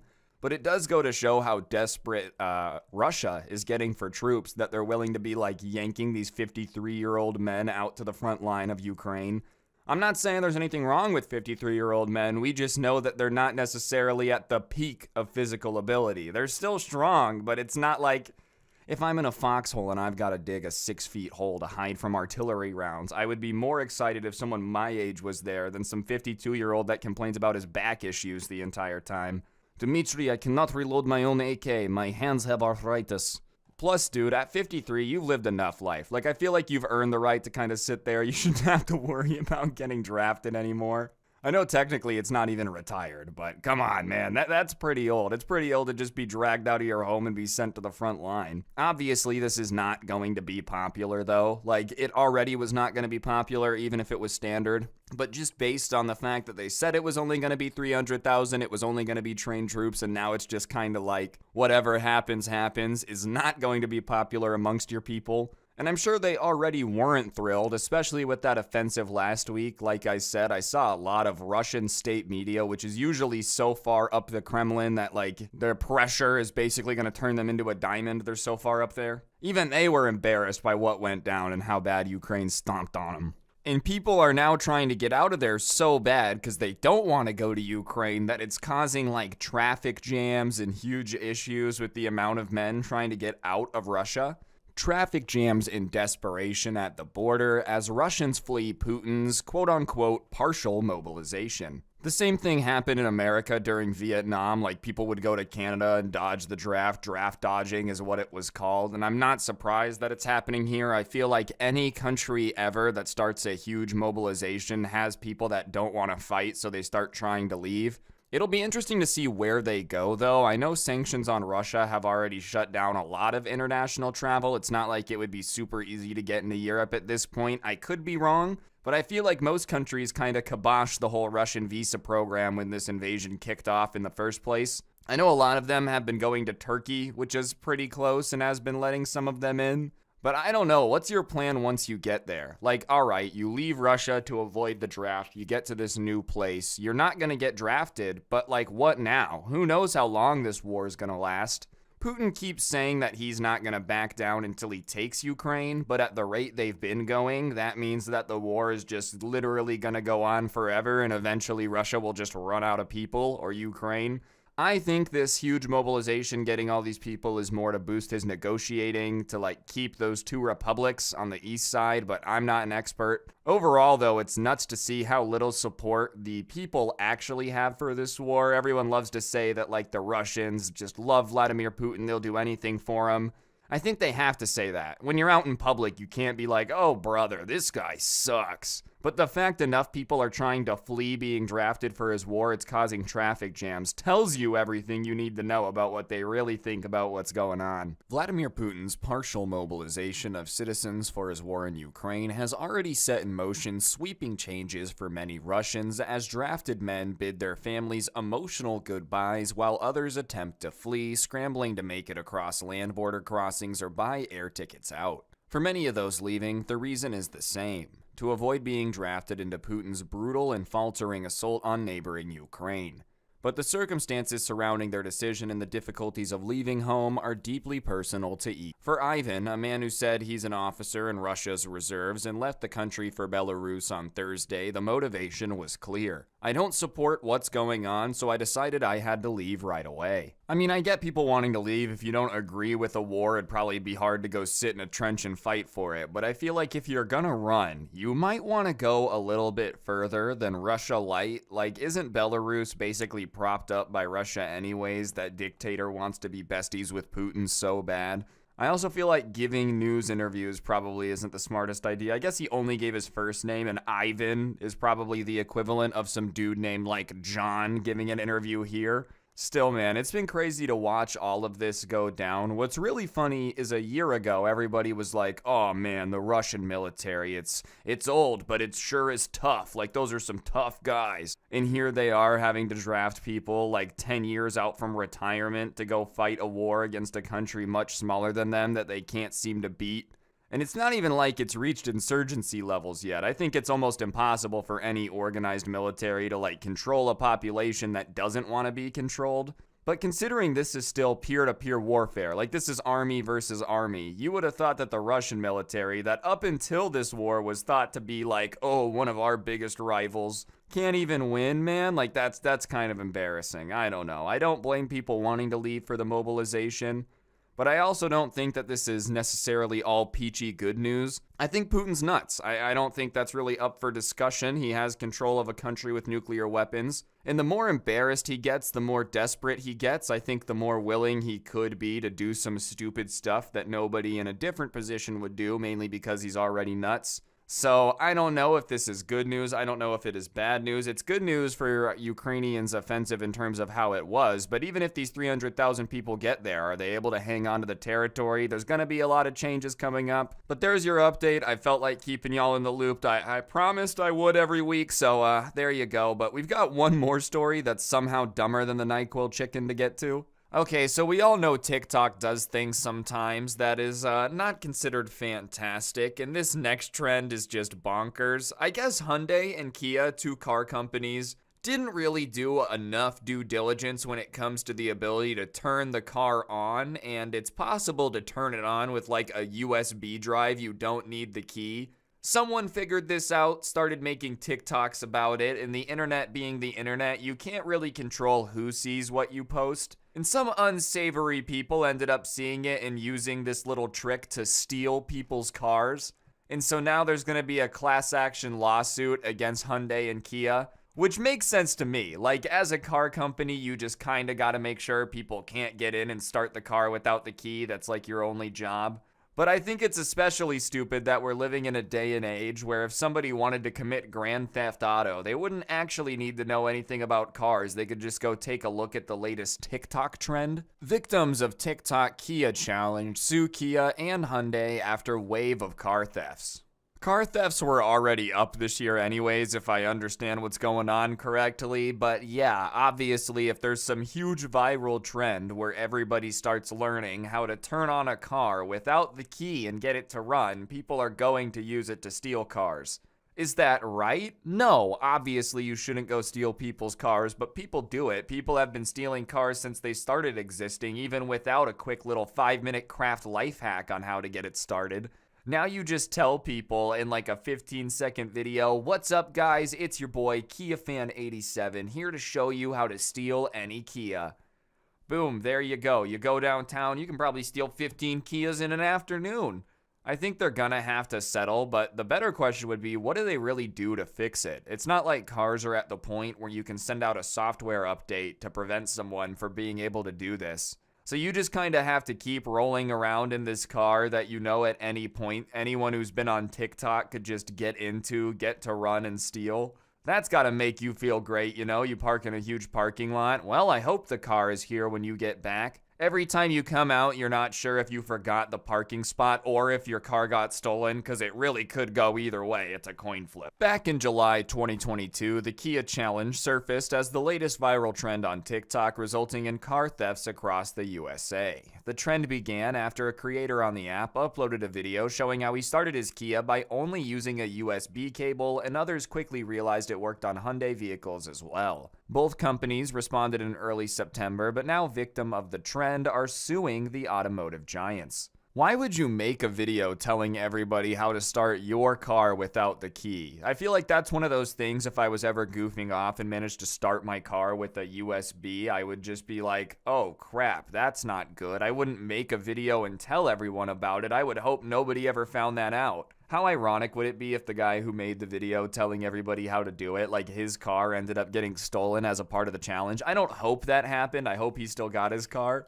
But he's the guy that posted the video telling everyone how to do it, and then his car goes missing. Oh no, how'd that happen? Maybe if you wouldn't have told everyone how to get the car started without the key, it wouldn't be a possibility. Usually lawsuits in America, I'm kind of like, that's frivolous and dumb. We're a very litigious country. We like to sue people. It's our favorite pastime. I throw it up there with baseball and football, lawsuits. But this one seems pretty justified. If I spend like 20 grand on a car and you tell me it's safe and great, and then come to find out anyone can steal it with a USB stick, yeah, I feel like that's kind of some false advertising going on. If I think it's cool, and then come to find out anyone can take it, that's a little bit of a misleading situation. It'll be interesting to see what they do to fix it. Like, that's what I'm really curious to see what goes down, is like, how do you fix it? Do you have everyone bring in their millions of Kias that exist and just change it because you were dumb and didn't double check? Is this going to become a standard test in the automotive industry? Can we start it with the phone charger in the car? Yes or no? We have to figure it out. Anyways, I think that's going to do it for this week's episode. Hopefully you enjoyed. If you did, please press the like button. Let me know in the comments section down below what you thought. And of course, subscribe if you're new and turn on those notifications. We've been doing it for a month. I hit y'all with the hour episode. So if you guys like this series, please comment. It helps the video do better. And yeah, on that note, I'll see y'all next week. Don't get anyone pregnant. If you do, make sure they're hot. I'm out. Peace. Oh, and tomorrow I have a standalone video about the MW2 beta. I didn't forget about it. I played it. I don't want to sound like I'm a future serial killer, but it's fun. Like when you drive a minivan through a crowd of people. I feel like anytime somebody starts their sentence with, I don't want to sound like a serial killer, but nothing that ever comes out of their mouth doesn't make them sound like a serial killer. Homeboy's out here 12 years old, actually looking like homeboy Macaulay Culkin from Home Alone. I don't want to sound like a serial killer. I just want to run a van through a crowd of people. Yeah, that's perfectly normal, dude. This is why I love Dr. Phil. What you're doing and listen. What's going on, guys? It's your boy Scrubby here, back again with another video. I know there's no face cam today. I'm feeling a little bit under the weather and I just didn't want to get dressed, to be honest. So we're going old school Fortnite gameplay, which I think is fitting because today we're going to be talking about this kid that went on Dr. Phil because he's apparently been abusing his mother because he's too addicted to video games. And I don't know about you, but if my kid was ever abusing me because he was too addicted to video games, there's this magical thing called taking away his Xbox. But I guess that's too complicated for some people that go on Dr. Phil, so I figured we would make fun of it a little bit because it's definitely a little funny. And yeah. But before we get into that, I've been streaming a lot of Twitch, a lot of Fortnite actually, and I've never beat my parents over it. So you guys should go follow me, twitch.tv/ScrubbyOG. I've been streaming a lot, and hopefully I'll see some of you guys over there. I'll actually be streaming right when this video comes out, so after you finish it, come say hi. What's up? And without further ado, let's watch a family fall apart on Dr. Phil. When somebody tries to mess with me when I get mad, I will punch, slap, hit, bite. I'll do whatever I can to get you out of my way. Oh, this kid's gotta be so much fun to hang out with at school. Yeah, you know, anytime someone makes me mad, I just bite and kick them. Real good anger management issues, buddy. Someone goes to tie their shoe in the middle of the hallway, you start biting them like a cannibal, taking a chunk out of their arm. Watch out, Tony, he has gingivitis. You fight someone every time they tell you no. Mom goes to turn off the Xbox on a school night. You have a WWE SmackDown show match in the middle of your living room. I don't understand how kids get like this. It's really simple. Just, I don't know, take away the Xbox and don't let him bite people that make him mad? I didn't know it was that complicated. Stop. What are you doing in my bathroom? Sometimes, to release my anger, I grab a golf club and I go crazy on my door. These are the holes from where I did it. It was an argument and I just had to come in here, release my anger. Oh yeah, perfectly normal kid, you know, just releasing some anger. Wielding a golf club like Excalibur King Arthur out here. What, do you really have to Tiger Woods your door when somebody tells you no? Homeboy's gonna have a real bad time. If anybody rejects this kid to homecoming, I would watch out. He's gonna show up with a golf club ready to go to town. At least give everybody a warning. Shout 4 before you start hitting your door. Come on, common decency. Also, is no one gonna talk about the growl he did at his mom through the bathroom door? Stop. What are you doing in my bathroom? All right.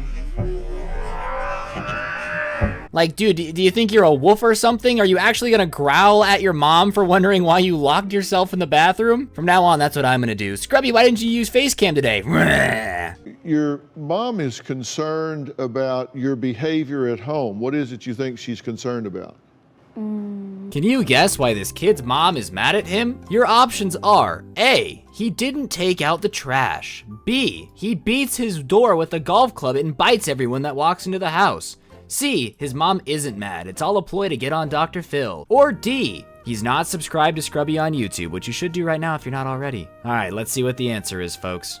Sometimes when I get angry, I do stuff. You yell at her, you scream at her to get in here, peasant. You've locked her out of the house. I mean, you kind of do what you want to do, right? Yeah. I love how Dr. Phil is listing off the fact that he calls his mom peasant, locks her out of the house, screams at her constantly, and the look on his face is just confusion. Like, I mean, yeah, I do, but I don't understand why my mom's mad. If I called my mom a peasant and screamed at her to get inside and then locked her out of the house if she didn't do what I told her to, I definitely would not be here today, okay? I'd be talking through a speak and spell. Cause my mom would rip out my voice box. She would hit me. That's what that means. Not to mention, when you're locked outside of the house, do the neighbors ever walk outside? They're like, looks like little Timmy locked his mom outside again. Probably lost the victory royale on Fortnite. Not that big of a deal. Like, as the neighbor, what do you do in this situation? You hear a kid growling through the bathroom door. Next thing you know, his mom's locked outside in the snow. You have to bring her in, give her some soup. Like, what? Since you're in charge, what would you do? I would cook, I would make food, What would you cook? Sandwiches. Where would you get the stuff to cook a sandwich? The pantry. You're gonna eat that stuff up in a few days and then it's empty. What are you gonna do to get food in? Did someone forget to feed Dr. Phil lunch? Does he not realize there's like a kid with a lot of issues right in front of him? What does any of this have to do with the fact that the kid's beating his door with a golf club and never listens to his mom? I mean, yeah, you might have some issues with your mom, but can you make a peanut butter and jelly? Is this Dr. Phil or How to Make a Sandwich? Is this on Food Network? Is this a crossover episode? I think there's more important issues at hand other than where are you gonna make a sandwich if you don't listen to your mom. Dr. Phil looks a little hungry, you can see it in his eyes. All he's thinking about is Jared Fogle and Subway. My son is addicted and obsessed with violent video games. I hear your guns. Video games are my son's #1 priority.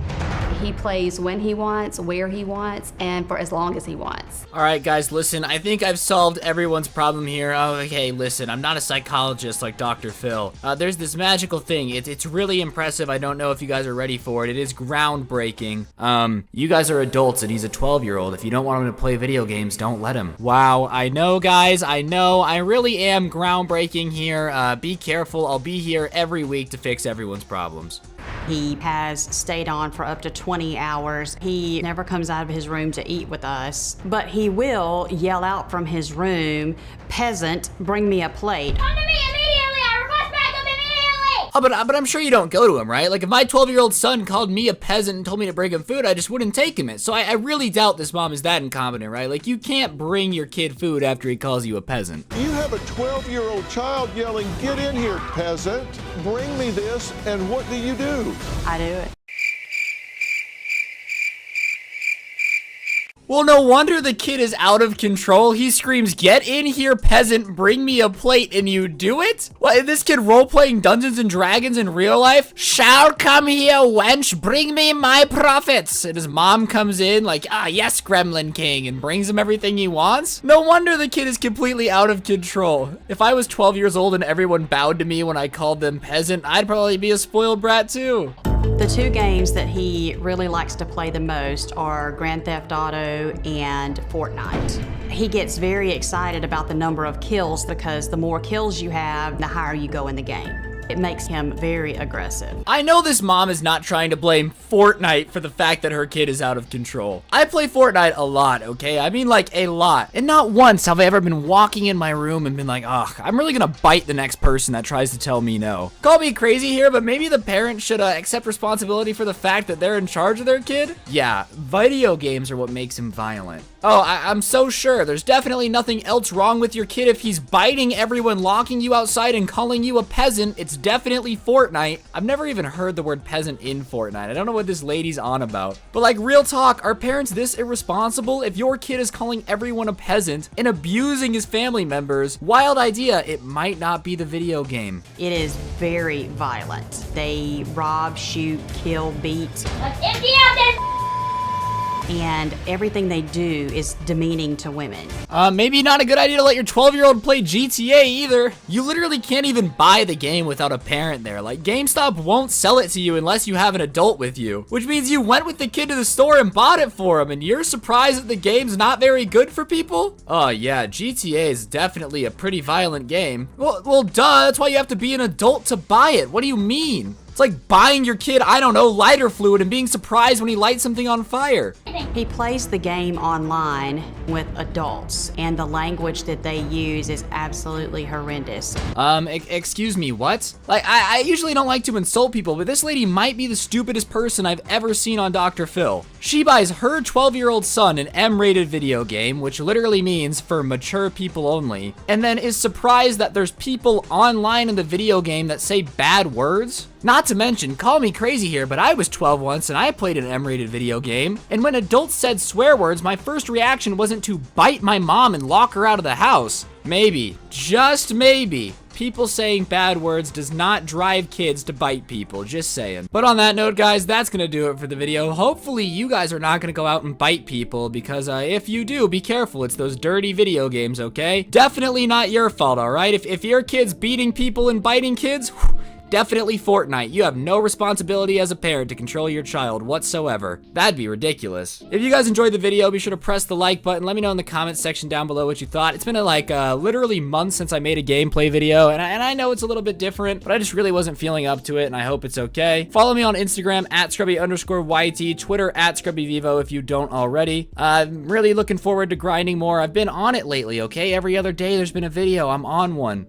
And hopefully you guys have been enjoying it. Be sure to check out the merch if you haven't heard about that. Follow me on Twitch, and hopefully I'll see you guys soon with another video. I'm gonna go bite my mom on the leg now. I'm out. Peace.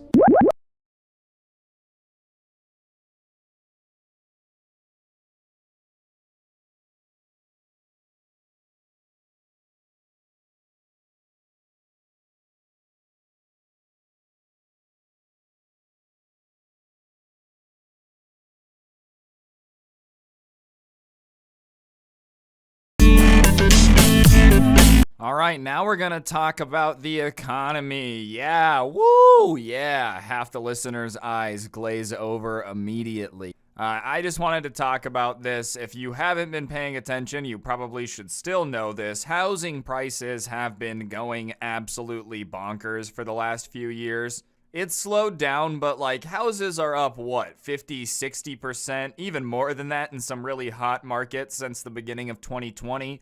And it's not like people are getting paid that amount more in terms of their wages, so it's locked a lot of people out of the housing market. But it looks like the market is starting to freeze up, and usually after it freezes up, prices start to fall, which is good if you're looking to buy a house. Housing paralysis engulfs U.S. buyers with prices starting to fall. Soaring mortgage rates have led to the worst affordability in almost 4 decades, while sellers are also trapped in place. So for those of you that don't know, most people don't have cash on hand to buy a house. That's probably obvious, but you end up getting a loan called a mortgage, which is that amount spread out over 30 years.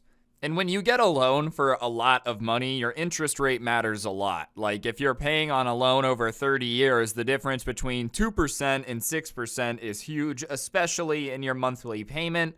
And because most people are budgeting to afford a house based on what they can afford a month, the more that monthly payment starts to go up on average, the less house people can afford. And so the budgets start to go down in terms of affordability on like what people can buy.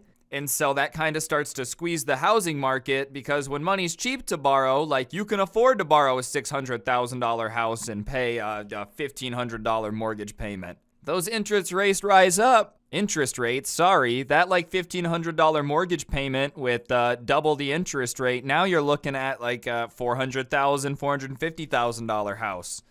And when that starts to happen, people stop buying, sellers get stuck, and they start dropping prices to be able to sell the house that they need to sell, whether they like got to move out of state or something. And usually it's just a cascade effect. Like once one person's out, you don't want to be the last person out. People get fearful at that point. And I don't know, I'm kind of feeling mixed about this. On one hand, people are going to lose a lot of money. On the other hand, I don't think housing prices where they are is really sustainable. It's just like a completely unrealistic goal for someone with the national average salary to expect to afford a home with the way the prices have been rising, and especially with these new rates. So I think something has to correct because you just can't really have a world where or as functional society where no one's able to afford to be able to buy a home. I mean, maybe some people would disagree, but I don't know. I don't think like everybody renting forever is a very happy world. Especially here, we call it the American dream for a reason. You make that completely unobtainable. It's just not good. Wages being frozen is a big problem too. I'm not saying it's all housing prices, but I do think the way they've been going up is just unsustainable. The abrupt end of the pandemic housing boom, driven by the Federal Reserve's aggressive interest rate hikes, is leading to a sense of paralysis in the market. A sign prices decline will accelerate, with mortgage borrowing costs at the highest level since 2008. House hunters have gone scarce, priced out, or worried about overpaying as America braces for a potential recession. Even big Wall Street buyers are holding fire, waiting for lower values ahead. Everyone is coming to the view that prices are going to decline, said Mark Zandi, whatever, I'm sorry if I mispronounced it, all due respect, chief economist for Moody's Analytics. Until that happens, nobody is gonna buy. I think what this guy is saying is true sometimes, that like fear of a recession can become a self-fulfilling prophecy. Once people lose faith that prices are going to continue to go up, they're not going to want to buy an asset that they think isn't going to be worth that much in a year. And on top of it, with banks raising rates, it means they can literally afford less. So you put those two together, that's quite the wombo combo. But then you look at the fact that prices haven't even started dropping yet. People are just starting to think they're going to drop, and that means that everybody's going to be in for a world of hurt. Because if there's already a lack of buyers when prices haven't dropped, they're just being stagnant. That pool of buyers is going to really dry up as soon as the prices really start to be affected. Because right now you might have people that just have to move, some people that still have money that they made during the last 2 years of the economic boom. But once people start losing the equity that they have in their houses, they can't sell their house to move. Trust me, the amount of people able to just go buy a house is going to shrink up dramatically. And I don't know at what level it balances back out and the supply starts to like even out with that demand again. But right now, it's hard to say that the demand is going to go up at all. And if the demand is going to stagnate or drop, there's no way the supply is going to magically shrink either. For a while, it was just like a huge seller's market. You put your house on the market, 40 people wanted to buy it in cash instantly. I think those days are over. And it'll be nuts seeing houses actually dropping in price for the first time in a few years. I don't know what's coming for the US. I don't know if this recession's going to really hurt, if it's going to be like a pain that we kind of have to have so that way the economy's a little bit more even. I don't know, but it's clear that something's coming. I think everybody kind of feels it. I don't know what it is. I'm not like what is it? The people that can see the future psychic. But here's what I will say. Something will happen. Prices will go up or they will go down. That much I can say for sure. The Fed is signaling more rate hikes ahead after its third straight 75 basis point increase Wednesday, and Chair Jerome Powell warned of a housing correction. Goldman Sachs, Inc. expects home prices to flatten next year. But Zondi is more bearish, and he predicts prices nationally will fall 5 to 10% from peak levels without a recession, as much as 15% in a mild recession, and they could crash by 25% in some of the most overheated areas, he said. I think the areas that are really gonna have a crash are the places where those companies that were like auto robot buying houses were operating. Like they would just, you put in your address, they would calculate how much stuff around you had sold for and give you a cash offer right away. If you were operating one of those and you have a huge inventory of houses that you were expecting to flip for more than you paid, you're probably going to be in quite a lot of pain, you know? Like, I don't think it's going to be a situation where you're gonna make a bunch of profit on everything that you have in stock right now. In fact, there's a house in my neighborhood that sold to like one of those places that offered cash for his house, and I was talking to him about it, and he literally told me that what he sold it to them for, there was no way they were going to be able to sell it for more, and they were definitely going to lose money. And they listed it for more than they bought it for, obviously trying to make a buck, and it sat for a while, and now it is officially selling for less than they paid for it. And they put a bunch of work in. So I think a lot of those places that are hot markets are going to have some pain. I'm in Las Vegas, though, which definitely was pretty overheated these last few years. I don't know if that's everywhere in the nation. I don't know if that's in like the small to medium-sized towns as well, but I know large cities have had a super hot market. I don't know. I know some of you are probably bored by this topic, so I'm gonna move on, but I just thought it was interesting. For those of you that like the little bit of economic topics, let me know in the comments section down below, but if not, that's also okay. I get it. So let's get back to something about people being stupid on the internet. So every week I've been doing this series, I've been doing a little bit of an update on the Russia-Ukraine situation, so I figured I would keep you guys in the loop, and a lot of stuff has gone on. Like last week, Ukraine just came in, took 6,000 kilometers of territory, really messed things up. And so Russia obviously had to respond to that, and they're responding by activating their version of the draft or military mobilization.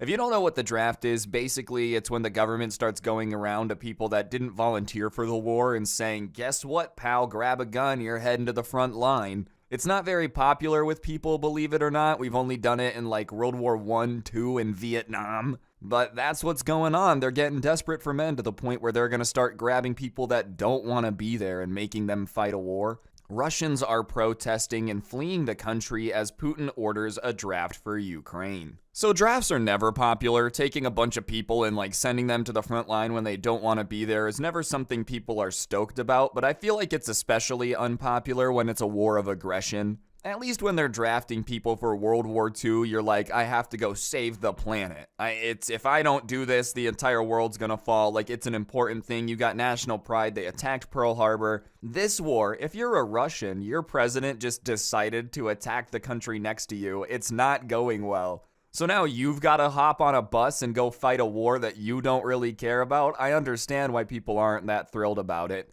And especially with how bad the Russian military's been doing, I'm not surprised people are fleeing. I'm an American, you know? Like, if for whatever reason there was some huge war and the American military had to start drafting, at least I know I'm getting good equipment. You got people in Russia being sent right now with weapons from World War II, body armor that's just like literally thin plates of metal in a plate carrier. I would not be stoked to head to a war zone where I'm getting clapped and I know that my division commander has been secretly taking all the money for the equipment that's supposed to go to me. I think Putin bit off quite a bit more than he could chew. They do have to mobilize because if they don't, they're going to lose, and that would be insanely embarrassing for him. But yeah, I'm not surprised people are not stoked about having to go fight a war that they didn't want in the first place. It's not like Ukraine was threatening Russia. You just kind of decided to invade and now they have to go fight for it. Russian President Vladimir Putin's order to mobilize more troops to bolster his struggling military campaign in Ukraine has been rippling across Russia as the military swiftly drafts new recruits and signs of discontent appear to spread. Putin announced the decision Wednesday, framing it as a partial mobilization that he insisted only affects a small percentage of Russians with background in military service. Russian Defense Minister Sergei Shoigu, ordered an immediate call-up of 300,000 additional troops, even as multiple news reports suggested the real number could be 3 times as many. Alright, so the way they phrased it on TV is that they were basically calling up their reserves. It'd be like if we took the National Guard and used them for something. They're kind of related to the military, but what's actually happening is they're kind of going out there and just being like, oh, you gotta go to Ukraine. And there's stories of people as old as 53 years old getting drafted. I feel like in the United States, theoretically, if things were going horribly, they could get older, but for the most part, they try to draft people in between the ages of like 18 and 25. They don't want to have to start pulling fathers away from families and like old men to the front line. But it does go to show how desperate Russia is getting for troops that they're willing to be like yanking these 53-year-old men out to the front line of Ukraine. I'm not saying there's anything wrong with 53-year-old men. We just know that they're not necessarily at the peak of physical ability. They're still strong, but it's not like if I'm in a foxhole and I've got to dig a 6-foot hole to hide from artillery rounds, I would be more excited if someone my age was there than some 52-year-old that complains about his back issues the entire time. Dimitri, I cannot reload my own AK. My hands have arthritis. Plus, dude, at 53, you've lived enough life. Like, I feel like you've earned the right to kind of sit there. You shouldn't have to worry about getting drafted anymore. I know technically it's not even retired, but come on, man, that's pretty old. It's pretty old to just be dragged out of your home and be sent to the front line. Obviously, this is not going to be popular, though. Like, it already was not going to be popular, even if it was standard. But just based on the fact that they said it was only going to be 300,000, it was only going to be trained troops, and now it's just kind of like, whatever happens, happens, is not going to be popular amongst your people. And I'm sure they already weren't thrilled, especially with that offensive last week. Like I said, I saw a lot of Russian state media, which is usually so far up the Kremlin that, like, their pressure is basically going to turn them into a diamond. They're so far up there. Even they were embarrassed by what went down and how bad Ukraine stomped on them. And people are now trying to get out of there so bad because they don't want to go to Ukraine that it's causing, like, traffic jams and huge issues with the amount of men trying to get out of Russia. Traffic jams in desperation at the border as Russians flee Putin's quote-unquote partial mobilization. The same thing happened in America during Vietnam, like people would go to Canada and dodge the draft. Draft dodging is what it was called, and I'm not surprised that it's happening here. I feel like any country ever that starts a huge mobilization has people that don't want to fight, so they start trying to leave. It'll be interesting to see where they go, though. I know sanctions on Russia have already shut down a lot of international travel. It's not like it would be super easy to get into Europe at this point. I could be wrong, but I feel like most countries kind of kiboshed the whole Russian visa program when this invasion kicked off in the first place. I know a lot of them have been going to Turkey, which is pretty close and has been letting some of them in.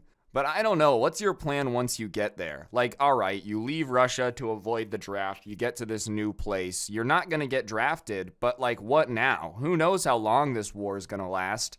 Putin keeps saying that he's not gonna back down until he takes Ukraine, but at the rate they've been going, that means that the war is just literally gonna go on forever and eventually Russia will just run out of people, or Ukraine.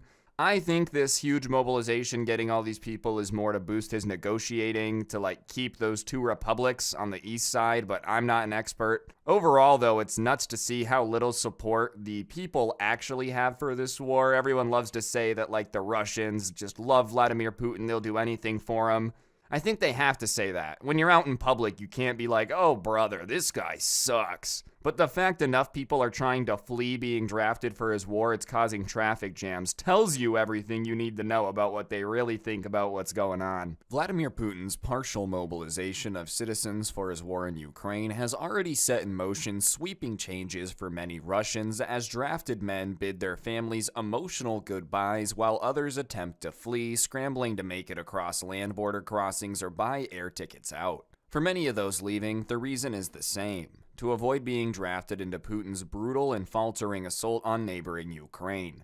But the circumstances surrounding their decision and the difficulties of leaving home are deeply personal to each. For Ivan, a man who said he's an officer in Russia's reserves and left the country for Belarus on Thursday, the motivation was clear. I don't support what's going on, so I decided I had to leave right away. I mean, I get people wanting to leave. If you don't agree with a war, it'd probably be hard to go sit in a trench and fight for it. But I feel like if you're gonna run, you might want to go a little bit further than Russia light. Like, isn't Belarus basically propped up by Russia anyways? That dictator wants to be besties with Putin so bad.